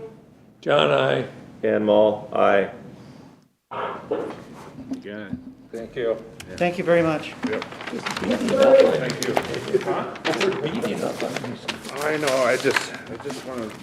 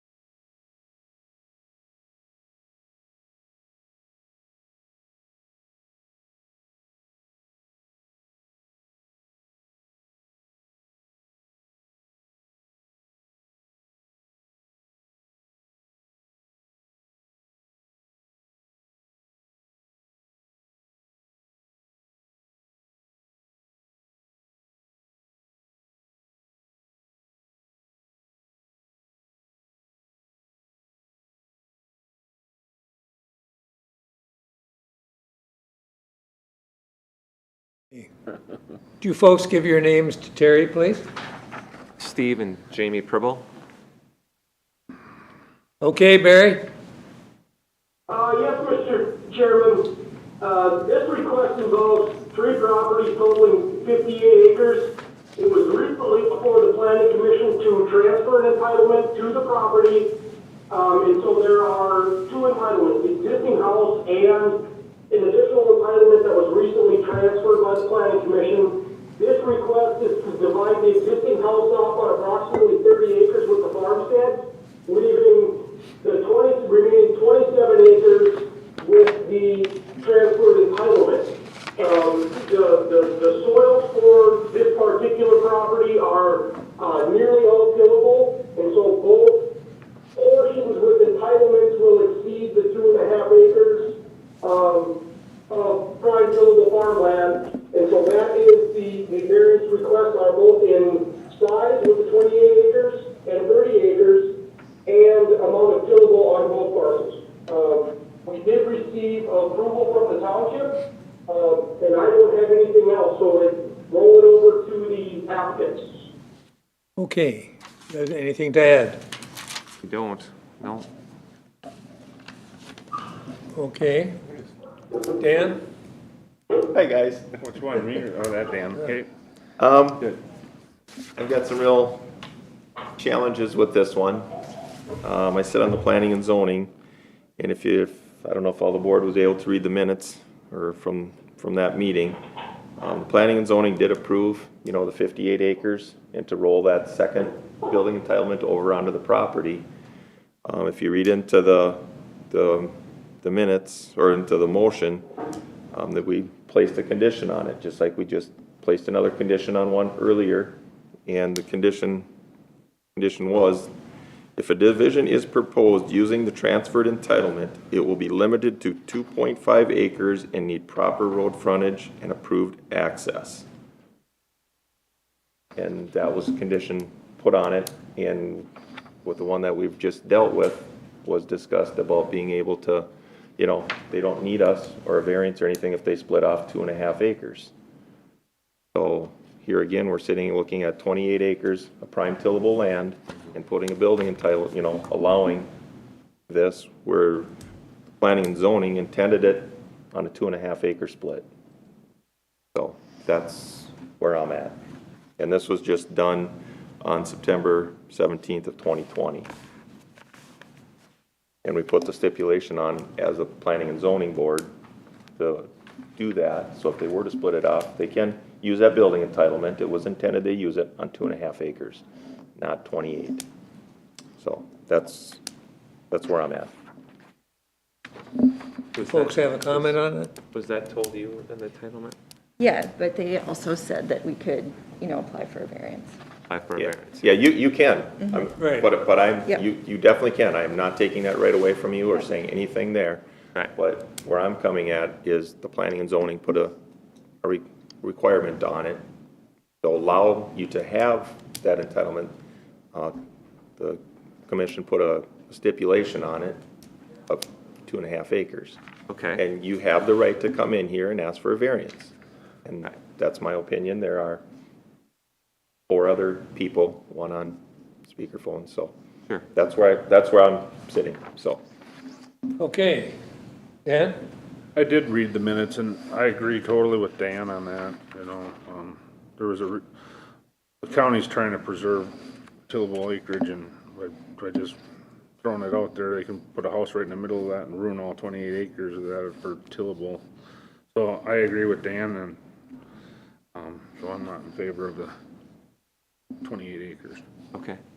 Hey, Paul? Yeah, it's pretty clear, you're limited to 2.5 acres, because this is prime tillable land. I mean, it's pretty sacred, When we look at the long-range plan that was developed years ago, it's one of our little pet peeves or the things we really protect, and that's, farmland. And, I would say limiting it to 2.5 acres, so. So the issue is, on Highway 55, where we moved the entitlement to, we could not build off of Highway 55 or get a road. So our next variance would be to build a road, driveway off Highway 55, where we moved the entitlement to, but that was what we were trying to avoid by moving the 2 or 3 entitlements we had on 55 over to that spot. So what it means, we'll just have to build a house on the entitlement back on 55 on the 40 acres or whatever. Yeah, it's up to you. I mean, I'm facing a choice here of just 28 acres, how to do it. And Right. In my case, what's before me is do a, you know, and So, as far as the revision goes on that same acreage, if we cut off to the right of that red line, and that's 17 acres, and we're not dividing the 40 acres from it. Can you show me? Yeah. That would be helpful. Thank you. You have the secondary. So what we're looking at, we were told to try to get this through and see what happens and then have a secondary. So we could take this acreage right here, up and around this 17 acres, and then we would be dividing out this 40. This would still, right now we're talking about doing this 20 here, 27 or whatever it ends up being. So now we'd end up going like this around and put a driveway straight in back to this area back here, which this is mostly woodland, and this is just a 5 acre or 8 or 9 acre piece. Yeah, I'm not sure why it shows that as prime total, because there's a huge ravine in there. Yeah, this is all ravine all the way through here. So what is tillable is this line right here. But the problem that we had here was less than 300 feet. how many feet is that, do you know? I don't. If you give me just a second, I'm gonna pull up a map. I'm pretty sure because I've been in a lot of conversations with the applicants, and I'll give you a better perspective and a better view of everything that's being talked about. So just give me just a moment. I'm trying to pull up my right maps here. Just a second.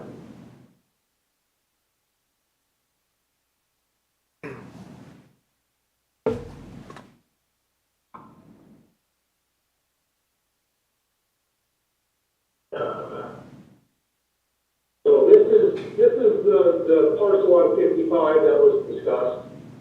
Correct. And what we're working with is right down here with these. Oh, dang it, just a second. I made a mistake. Which does happen from time to time.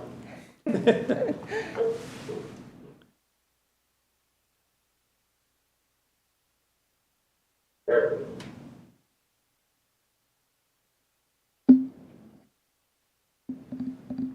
And so I believe you're talking about the parcel ending in 094104 and 161101. Correct. And so you're looking at a rough road frontage there of approximately 200 feet. How many acres is that? Would that be? Roughly 17, I think, isn't it? Correct. Yep. With it has the big ravine that comes off to the property to the east of there. So it's a strip, and then we'd have to stay off the property lines, the correct footage that we would need to build, you'd have to go all the way back quite a ways to where it squares off to the right there. You know, the comment on your idea, the one thing I do like about your idea is that it does answer the question of preserving farmland, but it does open up another question that is that it's what the other board had set and stipulated. And so what you're asking me to do is to go against what they had already, which is 2.5 acres. So it puts me in a really uncomfortable spot, and to be honest with you, I don't know how to address it. Right. I mean, it solves one problem, but it creates another. And I think what you got was kind of an unusual thing to begin with. I was surprised that, you know, you got the change from what little I know of what they do. But I'd have to think about that. I don't feel comfortable going and changing what another board had already set, perimeter-wise. But I do like what you're thinking, and if they had not set that stipulation of 2.5 acres, I probably would have gone along with that idea. I could have given you, I would have considered a variance for 200 feet over 300. But I really struggle with going against what another board had already thought out carefully and discussed. And that was the 2.5 acres. So I guess as it's proposed now, I can't approve the variance. So that's my 2 cents. Okay. Charlotte? Yeah, I agree. I want to say 2.5 acres, but I'd be willing to vary the road frontage. Okay. Dan? I started out, and I guess You haven't spoken yet. Yeah. I did, but I had a different idea, but I'll listen. And I guess, you know, on the situation, one thing that we always have to consider, even to go against with the other board, where's the hardship? You know, where is there a need for it other than Split it. wanting to split it? So, go ahead, that's, Dan. Well, the topography behind your house, I don't know if this is facing north. Yeah, Is that's that facing north like that. unbuildable in there? In the wooded area? This wooded area, yeah. Could you do a right of way to that? Hold it up again. If you went 200 feet here all the way across, I don't know how much tillable that take though, and then use that wooded area to build in? That is an option, I just thought. Potentially. It's not, you know, a hardship. Our hardship is we have horses. So we can't find a property, you know, where we can put our horses. And so that's why we're looking for a sizable, you know, relatively sizable piece of land. The problem is we have all this land and we have no place to put a house on it, is what it comes down. We have all the entitlements on Highway 55 and we don't have a way to get a driveway in. So we're trying to say, okay, let's transfer entitlement over to another piece, 57 acres, and make a buildable location. Okay. So right now, what it comes down to is breaking off, I mean, who we're representing is my mom and dad, where the house is on that 17 or 10, the original 40 acres, I guess is what we would call it, is breaking off 10 acres for them, and this wouldn't be the problem. The problem is, Because we can do that right we can do that right now without talking to you guys. We could take theirs, make a 10-acre parcel, correct? And then we would be buying their 47, 48 acres. And we could break that off. The issue is the 10 acres there is all, they have the grain bins and all the hay storage and everything else, and they wanted more than 10 acres with the animals that they have there on that property. That's why we were trying to split it off and make this all work.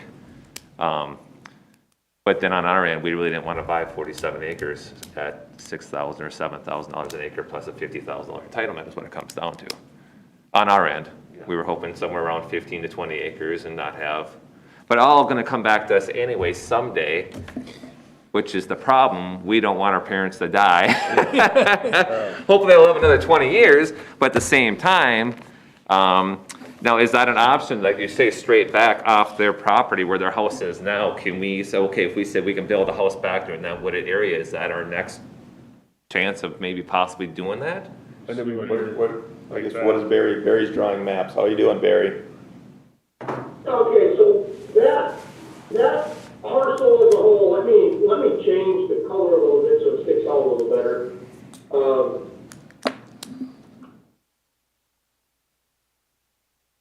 That blue box is something that is roughly 6.4 acres. It has about 2.25 acres of tillable. There again, as you can see, I stopped short of the road and just include that portion that's under till, which is how we calculate our tillable. And so from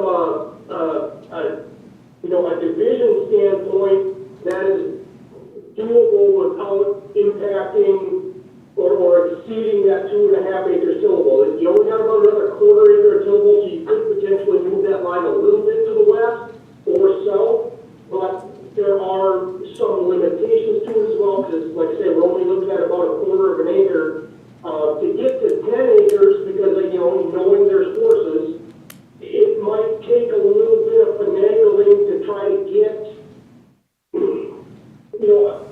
up to that maximum of 10 acres and still meet the tillable. So instead of moving the line west, you might have to move it a little bit further east. My guess would be it would be something that is likely doable. It's just, like I say, it would take a little bit more, finagling to try to do it and not exceed that tillable portion. But I do believe it's something that would be feasible. Well, there again, how many horses are we talking about? If it's going to be, over 5, then you need that 10 acres. Correct. Yeah. Or that is another variance that may be needed at some point. Excuse me, Barry? If you, Barry? you know, want to get up to that point. Barry? Yes, Question for you. Now, this is all family, correct? Yeah. Okay, if it's family, they split off this 6.5 acres, maintains under that 2.5 acres of prime farmland. Now, mom and dad, the way I understand it, own the remainder of the property. On mom and dad's property, they could put more horses or build a barn. They're just gonna have to come up with an agreement with mom and dad. That type scenario. But what you're proposing potentially could get them a house, could get them a small barn, and then anything bigger could be on mom and dad's land, and they work that out through the family, and I'm not even going there. But, you know, they work something out family-wise, but it still gets them to the point of getting a new house, a property, or a house built on the property, you know. right. So here's one of the rubs though, Dan, is the specific approval from the planning commission Yep, does not reference 2.5 acres of prime tillable. It says limited to 2.5 acres. correct. Period. So even this scenario that I drew up would, in technical terms, be contrary to what was specifically in the motion for the planning commission. Correct. Because it does not reference whether it's 2.5 acres tillable. It says if a division is proposed using the transfer entitlement, it will be limited to 2.5 acres and need proper road frontage with approved access. Now, I'm not saying that the board can't, you know, do the scenario that I just drew up, but it doesn't specifically say limited to 2.5 acres of tillable, it just says limited to 2.5 acres. So, I mean, well, that's a little harsh, Charlotte, but oversight maybe. I mean, that's something the ordinance is 2.5 acres of tillable. Correct. What did you say, Charlotte? I read through it again, and it's, you know, I'm just stating what it states. I'm not saying that the board can or shouldn't. I'm just saying that's what it states. My assumption would be the reasoning for the wording was due to tillable, but that's not specifically what it states, correct? Well, we can build on a house and a barn on 2.5 acres, but that keeps the square footage down, I'm guessing, on 2.5 acres, correct? And I'm not sure what size of barn we could possibly build on 2.5 acres. 4,000 square feet of accessory buildings on a parcel less than 10 acres in size, in between 5 and 10 acres. So at 5 acres, you're allowed 4,000 square feet. That 4,000 square feet is still the limit until you get to or exceed 10 acres. You would have to be exactly 10 to meet the ordinance requirements. That's the maximum size of division you're allowed by ordinance. And the 4,000 square foot limitation goes to 9.99 acres. So if you get exactly 10, the 4,000 square foot limit does not apply. What's it at 2.5 acres, I guess?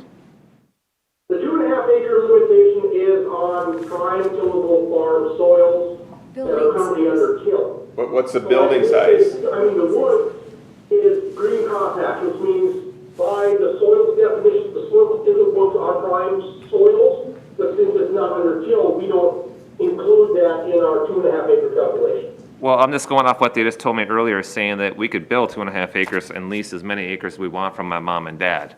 Now, being that said, I'm worried about the size of the shed and the house that we can build on that 2.5 acres, because we won't own it, but we'll be leasing 57 acres possibly.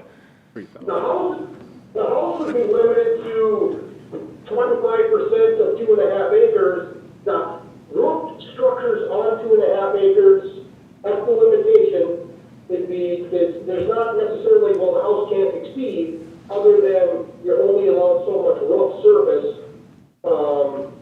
And so on the case of a 2.5 acre parcel, you're allowed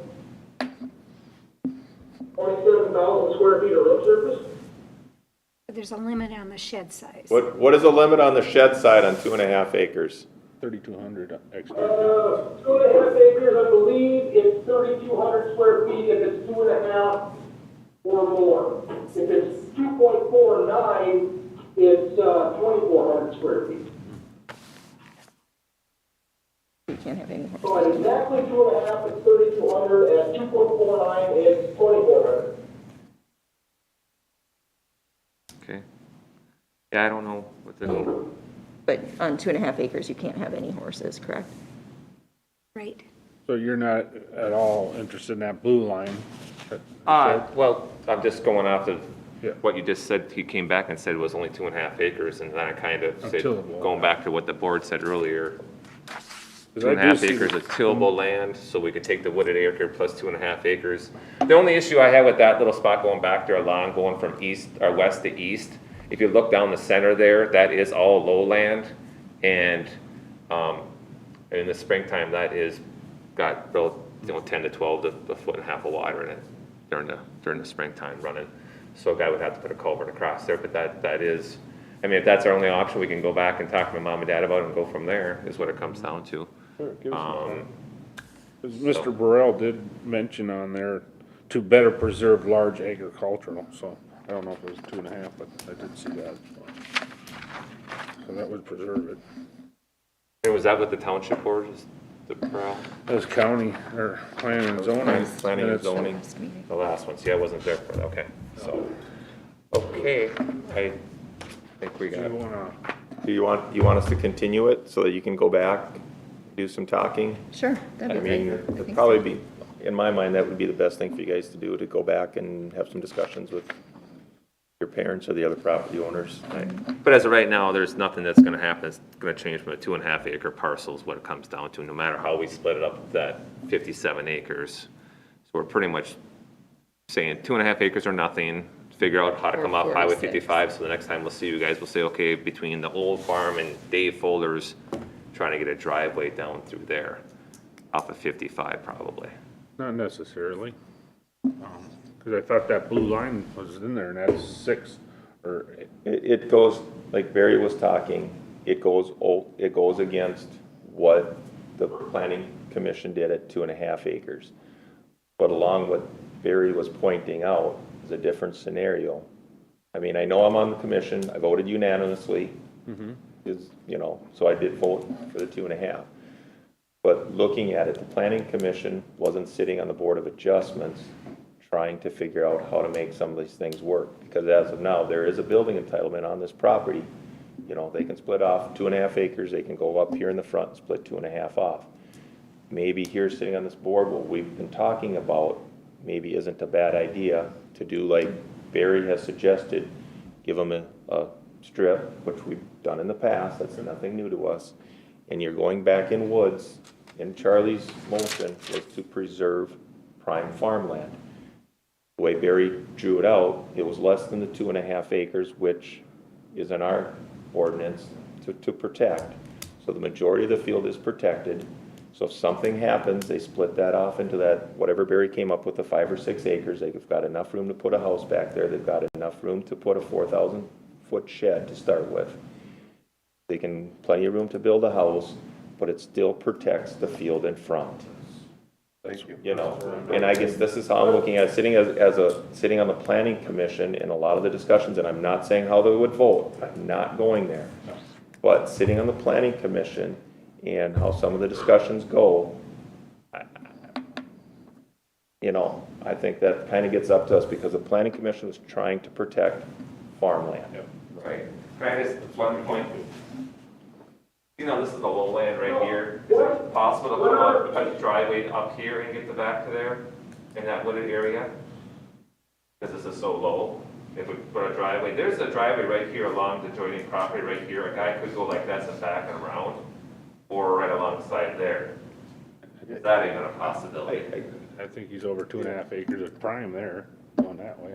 I think we continue it, just so we can get moving on, and you come up with some scenarios with Barry. Barry's heard what we've said. Does that sound good, Barry? Well, I just have one other comment. Now, the motion that the planning commission approved also said proper road frontage. So, to me, that would mean proper road frontage is road frontage that is approved by ordinance. And so that what I drew is an access strip. Access strips are allowed by ordinance when they access a wooded site or otherwise are done to preserve prime tillable farmland. And so based on that, an access strip along the north property line would be approved proper road frontage by our ordinance. So I would not see an access strip, at least in that location, as being in violation of the planning commission's order.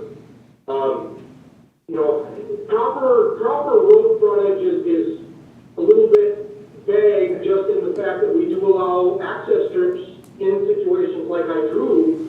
And so I would consider that proper because it's something that is administratively approvable. If you know, as long as it's no smaller than 33 feet and no wider than 66, and does not exceed that tillable requirement. So that's, Okay. yes, and I did hear what you said, Dan. I'm more than happy to work with the applicants.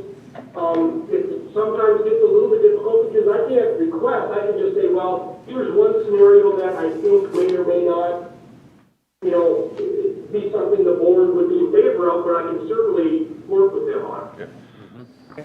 I'll make a motion to continue this for our December 4th meeting, if that's all right. Second it. Moved and seconded. I, Dan Vick. Aye, Paul. Aye, John. Hi, Charlotte. Aye, Dan. Okay, All right. Thank you. Is there a copy of what we all talked about mostly? Or will we get a letter or something? You can actually go online too, it's on YouTube. Yeah, it won't get posted till after they approve the minutes again, which won't help you before the next meeting, but I can email you or. Okay. Or Thank you. just give the office a call, and as soon as I got them drafted, I'll send it. Okay, thanks, guys. All right, thank you. Bye now.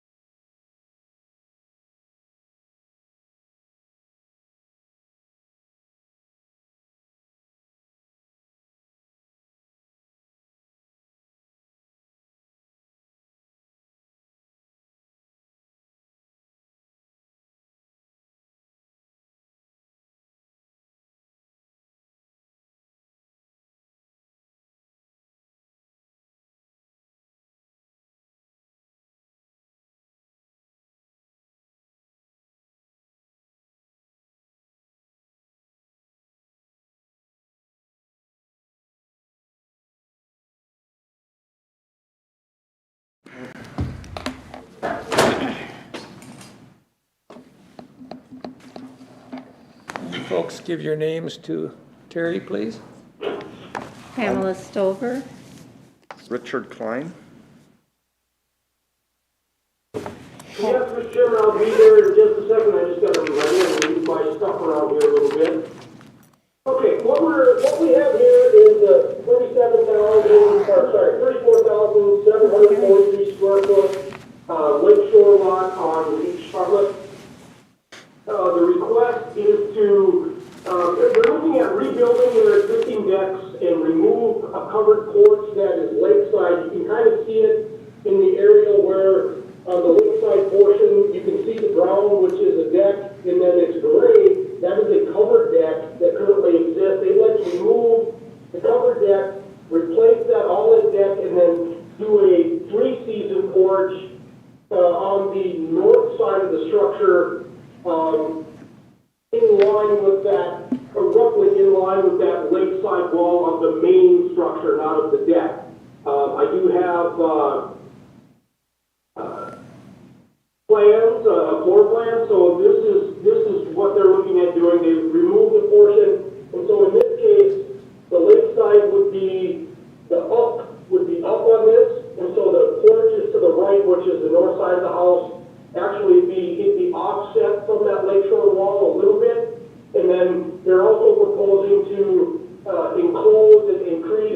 entry over the roadside portion where there's an existing deck to enter the house. They're proposing an enclosed foyer or entry on the back portion, the roadside portion. The existing structure is located within the bluff, and it's 10.1 feet from the existing property line, which is the opposite side of the structure of where the new construction would occur. I'm just waiting up, just give me just 1 second. I'm waiting for, they met with the township last night, and I'm waiting for the response, and it is absolutely coincidental, but I just had that forwarded to me, so I will read it. A motion was made by the supervisors to approve the request. The motion carried unanimously, so the township has approved the request. I did not get any neighbor responses, and so I actually don't have any more unless the board wants me to go through some of the existing slides. Unfortunately, I didn't have a chance to get out to the site. The photos I have are the photos that the assessors have, and they don't have a picture of the lakeshore side of the house. But I did include a photo of that area north of the house to show kind of what that slope looks like. It is a very steep slope.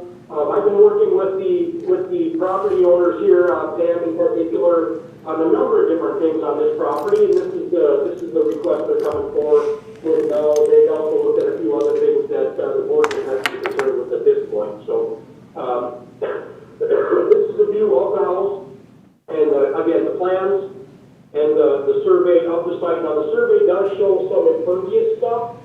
That gets into what we were looking at before. You know, they were potentially looking at separating these two. It's two platted lots of record.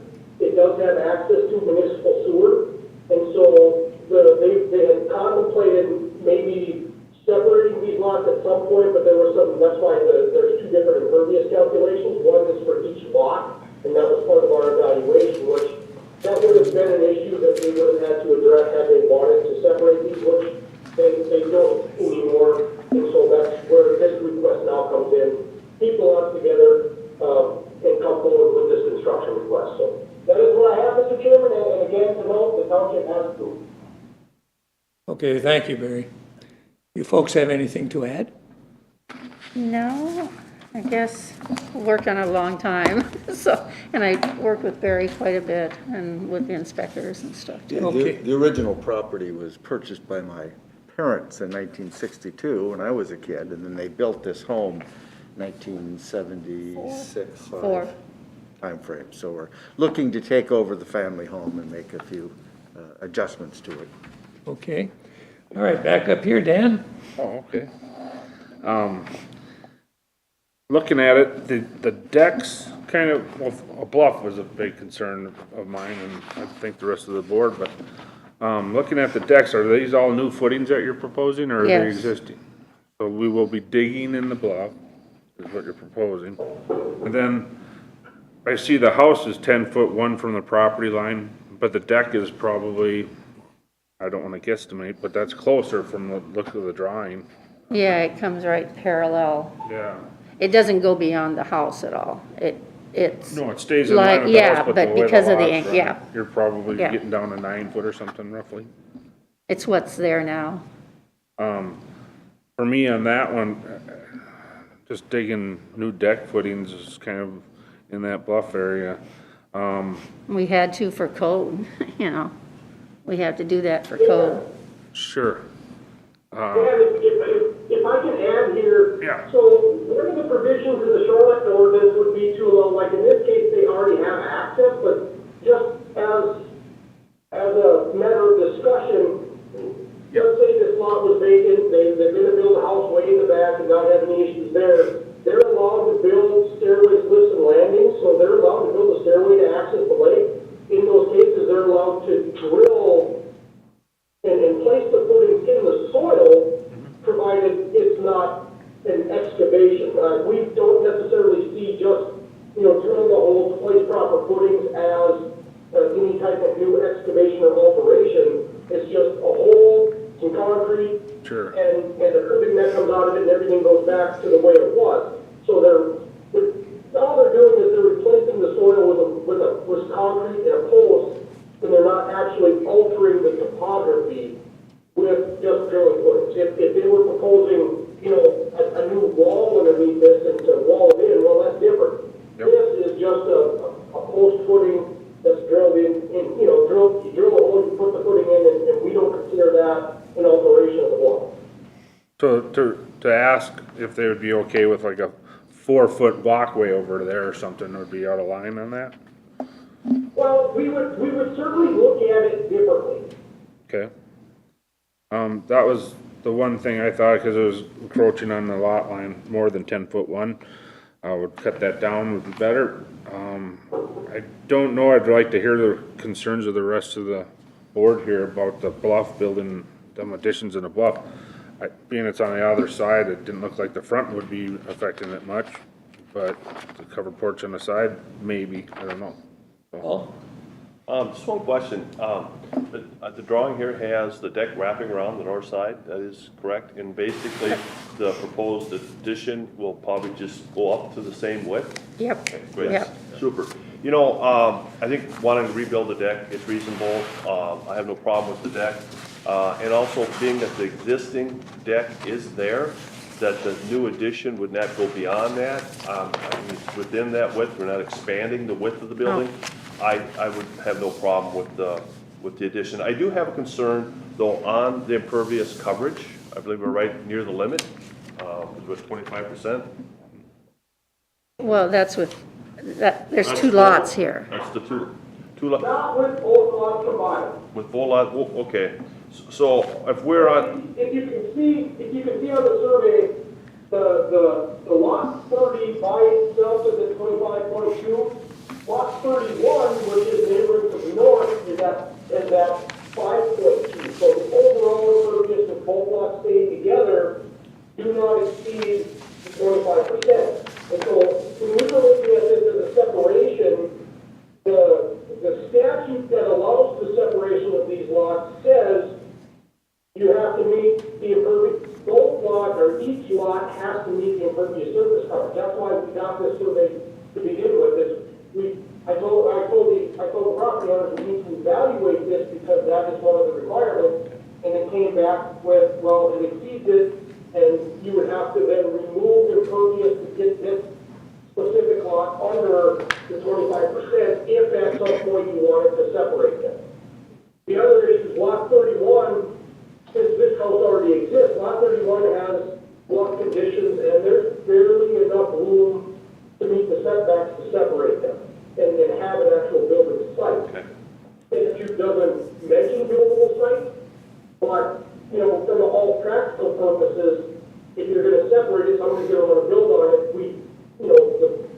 Pam and I had that discussion that there isn't a whole lot of site there to build on. It's barely minimal, 800 square foot structure, 24 feet wide.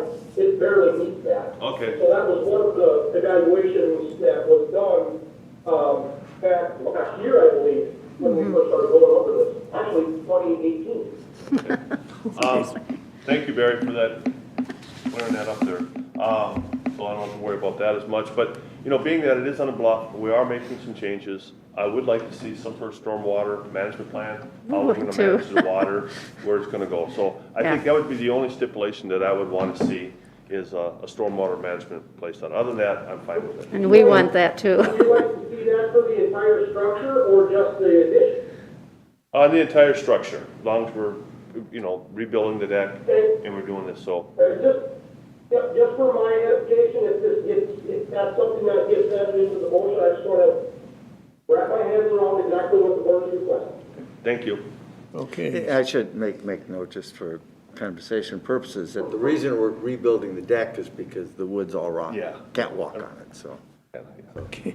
If I didn't have to put money into rebuilding it, I wouldn't do so, believe me. Charlotte?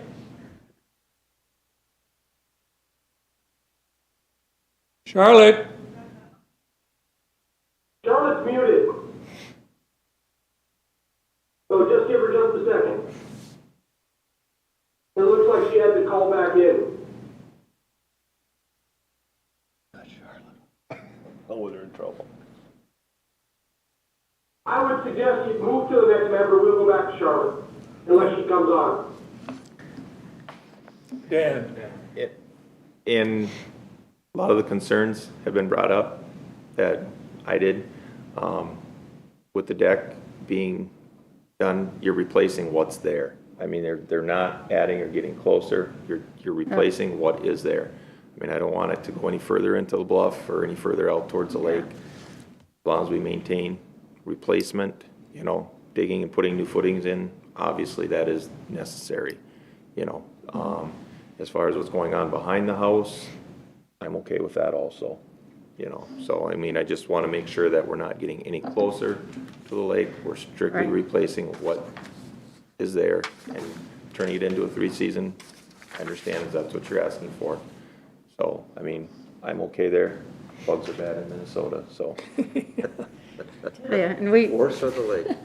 I worked with Barry, we'd love to have the deck wider, but not there. You know, I've worked with him for a long time trying to make sure this is all done to preserve the quality of that lake, because that's the value of the property.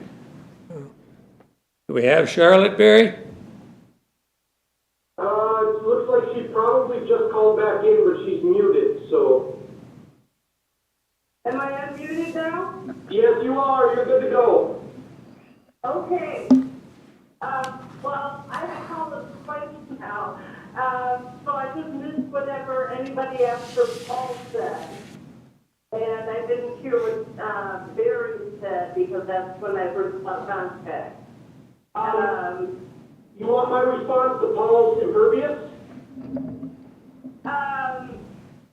I think I heard that because of the 2 lots, blah, blah, blah. Yep. Okay. I was gonna say I'm okay with the roadside foyer and whatever addition is going roadside.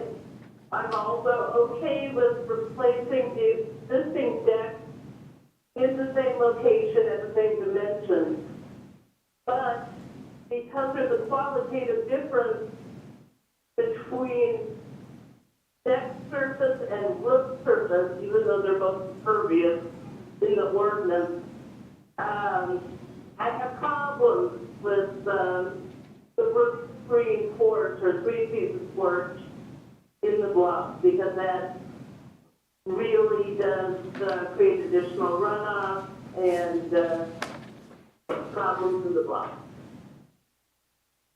Okay. All right. So, Charlotte, if you don't mind, can I make a comment here? Okay, so currently the existing deck has a covered or a screened area that is, according to the assessors, 161 square feet. That is lakeside, completely lakeside, over the top of the existing deck. The proposed 3-season porch, basically the result with this request is a net gain of 20 square feet of roof space. So we're looking at. I'm okay with the fiscal is almost a 1-for-1 trade. Yeah, the way the notice kind of worked that out, it doesn't specify that, you know, it's how in-depth do you get. But yeah, this is basically taking that existing roof area lakeside, moving it a little bit farther from the lake, a little bit farther from the steepest slope, and putting it in line with the house versus sticking out in front of the house. Okay. Richard and Pam, is that the correct, that's the correct analysis, correct? Yes, yes.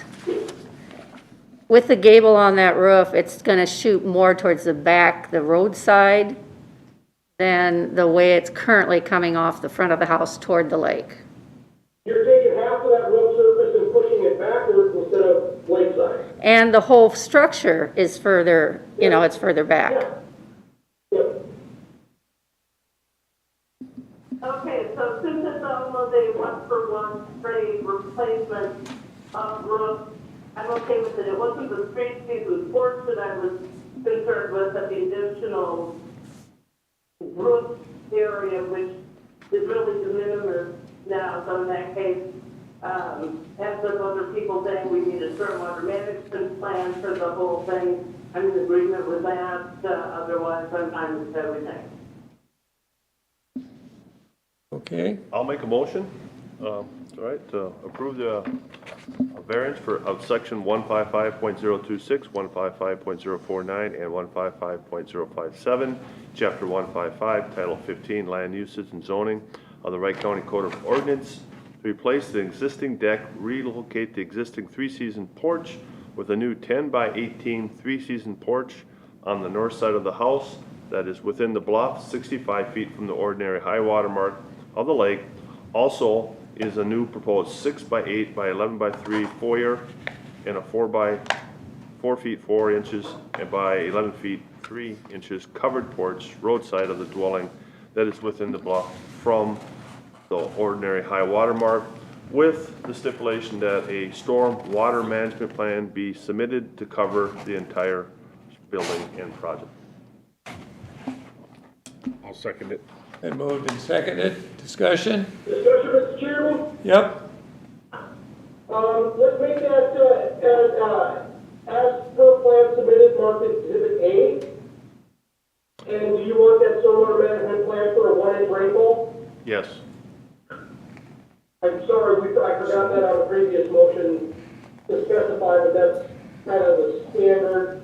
But we will use that, and just so that the applicants are aware, that's due at the time of permit application, so you'd have to have somebody design up a stormwater management plan for you. So noted. Thank you, Barry. Recommendations on who we can consult for water management? Start with Barry. Good, I have a good relationship with him. Okay, Thank you very much. very good, thank you. All right, it's been moved. Is there a second? Yeah, we had- Clerk, call the vote yet? Yep. Oh, call roll call. Aye, Dan, Vic. All aye. Charlotte? Charles, aye. John, I. Dan, aye. Motion carries.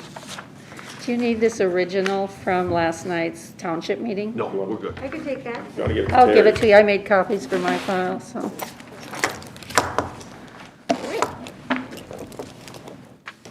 Thanks, everyone. Thank you, Barry. Yep, thank you.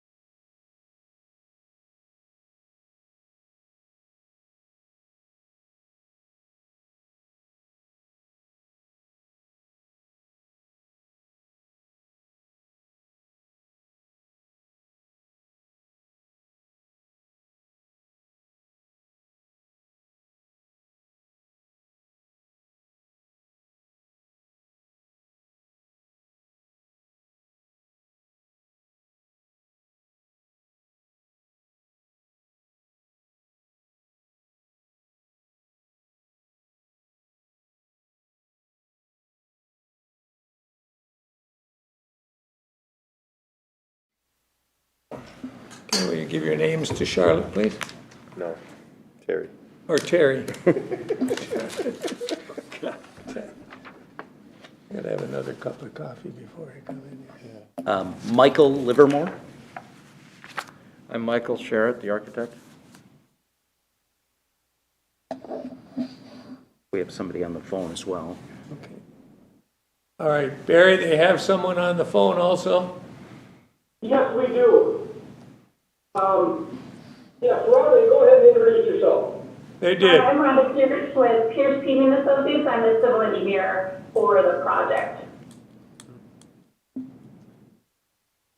Okay, we're ready Okay, to, Mr. Chairman, I'll just jump right in here. What we're looking at is a 19,102 square foot lakeshore lot on Buffalo Lake.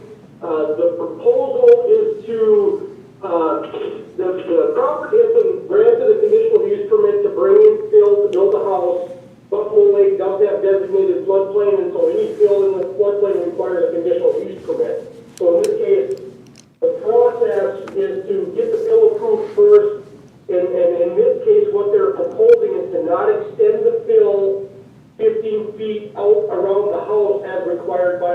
compliant ordinance.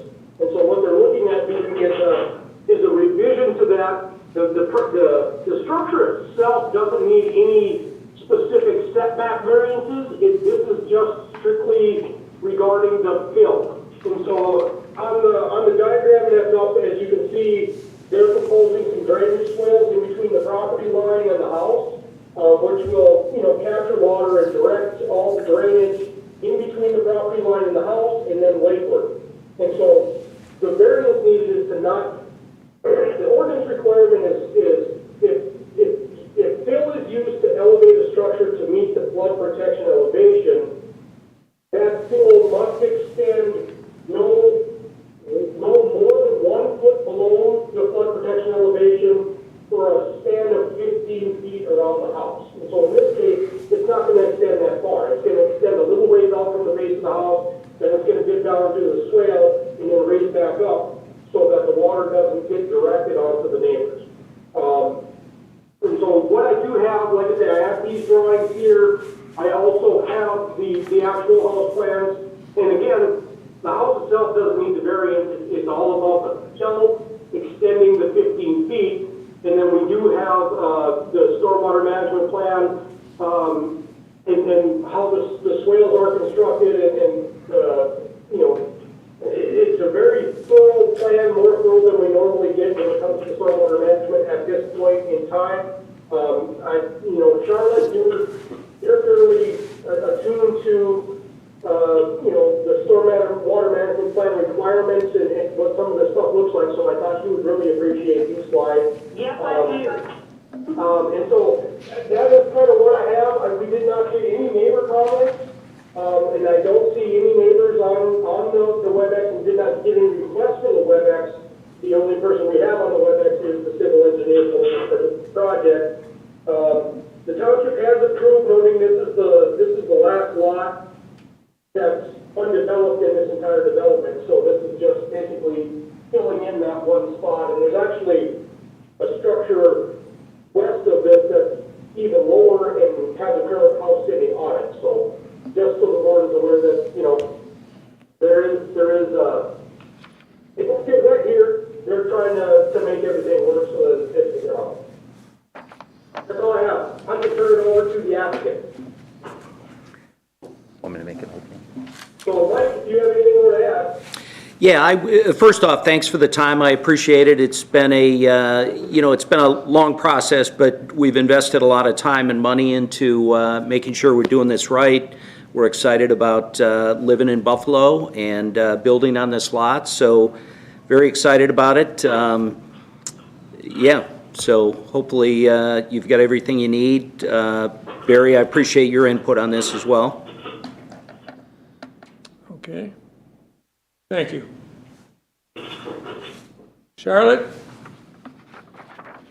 I think that the stormwater management plan is excellent, but I do have some questions more of a legal nature for Greg. As far as the septic system goes, are we legally allowed to vary a state statute as opposed to varying local ordinance, which is what the definition of variance is in our own ordinance? Actually, Charlotte, are we talking about a building code or full variance?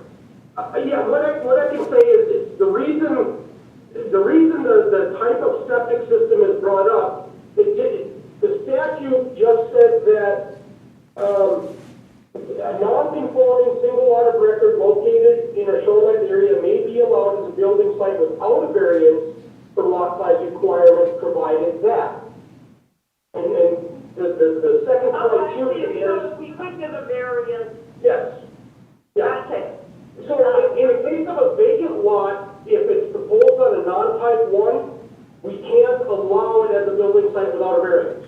If there's a structure there and it's going on a type 4 or type 3 or 4, we don't care because it's already developed, and so we're just replacing the septic. In this case, it's vacant, so we include this in because it's not a type 1. Gotcha. So I'm fine with the variance for type 3 or 4, whichever works out. better for the applicant.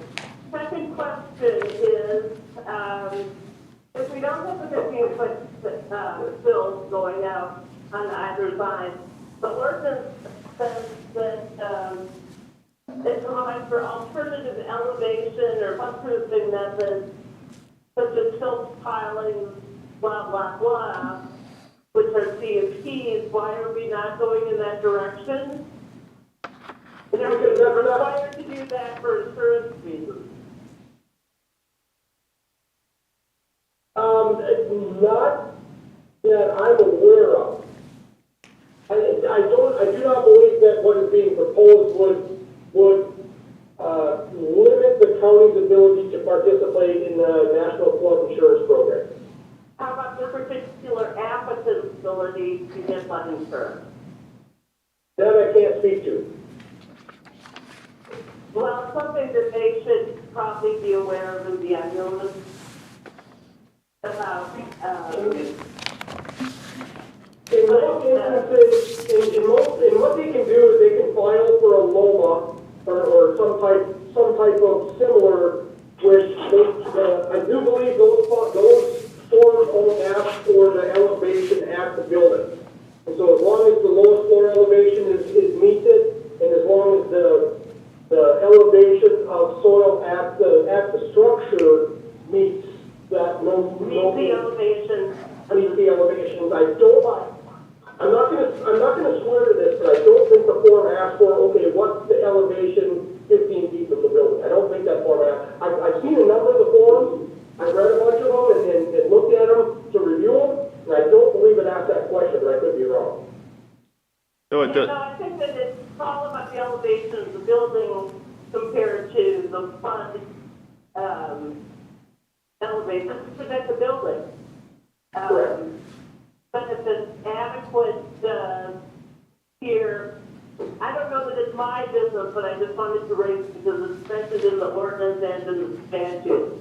But otherwise, as far as the swales and the stormwater management and all that is concerned, it all looks very good to me. That's it. Okay, thank you. I guess, along with that, the stormwater management, I mean, that was one of my concerns, planning and zoning, we gave the approval to add or to do that. And it is an air lot out there. We did a site inspection on this property, and with the swales, what does that work out, or how large of a rain are those designed for? Rhonda, can we have Rhonda respond to that? Yeah, absolutely. Rhonda, can you respond? It was a little bit hard to hear. Could you repeat the question again? Sorry. With the swales and the stormwater runoff, just at least for the record, how large of a rain are they designed for? 1 inch, 2-inch rain? Oh, yes. Okay. They are designed for the 2-year event, which is about a 2-inch rain. And they also, so they're filtration swales though. So they're designed to handle that event, and they slow down the water. And there's a little bit of infiltration, but the soils in the area are not conducive to a lot of infiltration. So there is drain tile at the bottom of them. So they'll filter through and then discharge towards the lake. But they're very long swales, and then there's a section of engineered soil for them to filter through as well. Okay, thank you. That answers my questions on that. And being, the way they've got it designed, we're not looking at any other variances for setbacks, or, I mean, you're holding within that, and I very much appreciate that. So I guess I'm good with what's presented. Okay, Dan? Yeah, I think I commend you for worrying about your neighbors, and the slope seems to work good for me. I just had one question. It states that you got a 4-foot crawl space all through there. Is that in the foundation? No, But then on the foundation plan, it shows. Wherever that is, it's incorrect. It's a slab on grade. It's what? It's a There's slab on grade. no crawl space. Okay, yeah, because it has all these fixtures. Where am I wrong? But yeah, as far as the building itself, I'm okay with it. And again, I commend you for worrying about your neighbor. Appreciate that. Yeah, thank you. Can you, that floodplain area, how much of that property is under the floodplain? Is it just a small part from the shoreline, or is it the entire neighborhood? Can you give me a better idea? If you want to see it, just give me a second. Okay. The second question is 14th, the street, a dirt road or a paved road? It's a dirt road. Okay. And is that in the floodplain? That would be my next question. No, I don't think so. Okay. there are ditches on both sides of the road. But it's above, we'll see in a minute whether it's above the floodplain. Right. The reason I ask is I live in a floodplain for 30 years. It's no big deal. But there are things that we need to consider. Sure. For sure, and I just want to make sure. And then, based on where that floodplain is, the water line, where would it go up to the house? And would you be able to maintain that for an extended period of time, for like 2 weeks, 3 weeks? I mean, when I have flooding every few years, it's there for, we're walking, we're waiting, we're bowling. And I just want to make sure that the ground, if that is going to be submersed, that it's stable and that your home would be safe, and not be. The home to the west is at 920.2, the first floor. Okay. And our home is at 923. No, I realize that you're. Just to give you an example, and I think that the floodplain comes into the site a little bit up where the building is, but a very small amount. There it is right there. Yeah, so in this, the kind of the grayish, whitish, bluish crosshatch, that is the 100-year, that is the, it's the 100-year flood event. The yellow crosshatch is a 500 year, it's the 0.2% chance of flood. So really And so the flood rules reference the 100-year, which that's where that elevation is set. And then your question, this is going to be slab on grade. They wouldn't be allowed to do a crawl space unless they added another 4 feet of fill. So, which that wasn't approved, it was approved that slab on grade with just enough fill to get that first floor above the flood protection elevation. Right. So our 100-year floodplain is basically from the land side, not the lake side. So that's interesting then. Okay. And your 100-year is lakeside too. Oh, okay. Both. I thought you said 500 years. It's yellow. Oh. 500 years is the yellow crosshatch. Oh, okay. I got it reversed then. Thank you. Okay. So in essence, those swales that you have then will be submersed underwater, and your house would be kind of like a mini island. Right. And it's been verified that water's so close to the house. I'm just worried about integrity. It's sitting there. It's springtime. Frost is in the ground. It's not in the ground. That it would be stable and you won't have any problems with the ground shifting or cracking. That's my concern. And if you have an engineer that's worked on it and is satisfied, I'm fine with it. Sure. Okay. Okay, where are we at here? I'm done. Charlotte? She's done. She's done. So I guess I'm done. We're all done. ready for motion. Okay, ready for a motion? I'll make a motion. Sure. All right. I make a motion to approve the variance and determination of whether an undeveloped lot can be used as a residential building site without the ability to install a type 1 septic system as required by Minnesota statute 394.36. Proposed is a type 3 or a type 4 septic system. Also request a variance to not extend the fill 15 feet out from the proposed structure is required by the floodplain ordinance. According to section 155.007, 155.026, CE, 155.049, 155.057, 155.056, D, 2A, and 155.09, 155.090, chapter 155, title 15. Land usage and zoning of the Wright County ordinance, a conditional use permit was approved by the planning, blah, blah, blah. So, was there anything else that I'm missing other than this? All the first plan submitted, marked exhibit A, please. As so noted. Thank you, Barry. Do I hear a second? Second? I'll second it. Moved and seconded. Any discussion? We're good? Nope, we're good. Thank you. All right. Thank you very much. Dan Vick, aye. Paul, aye. Charlotte? John, aye. Dan, aye. Thank you very much. Mike. Thank you. Thank you, Rhonda. Yeah. Careful for dismissal. I'll make that motion to dismiss. I'll second it. Seconded, all in favor? Aye. Aye. Have a great day. Okay, Charlotte, By the way.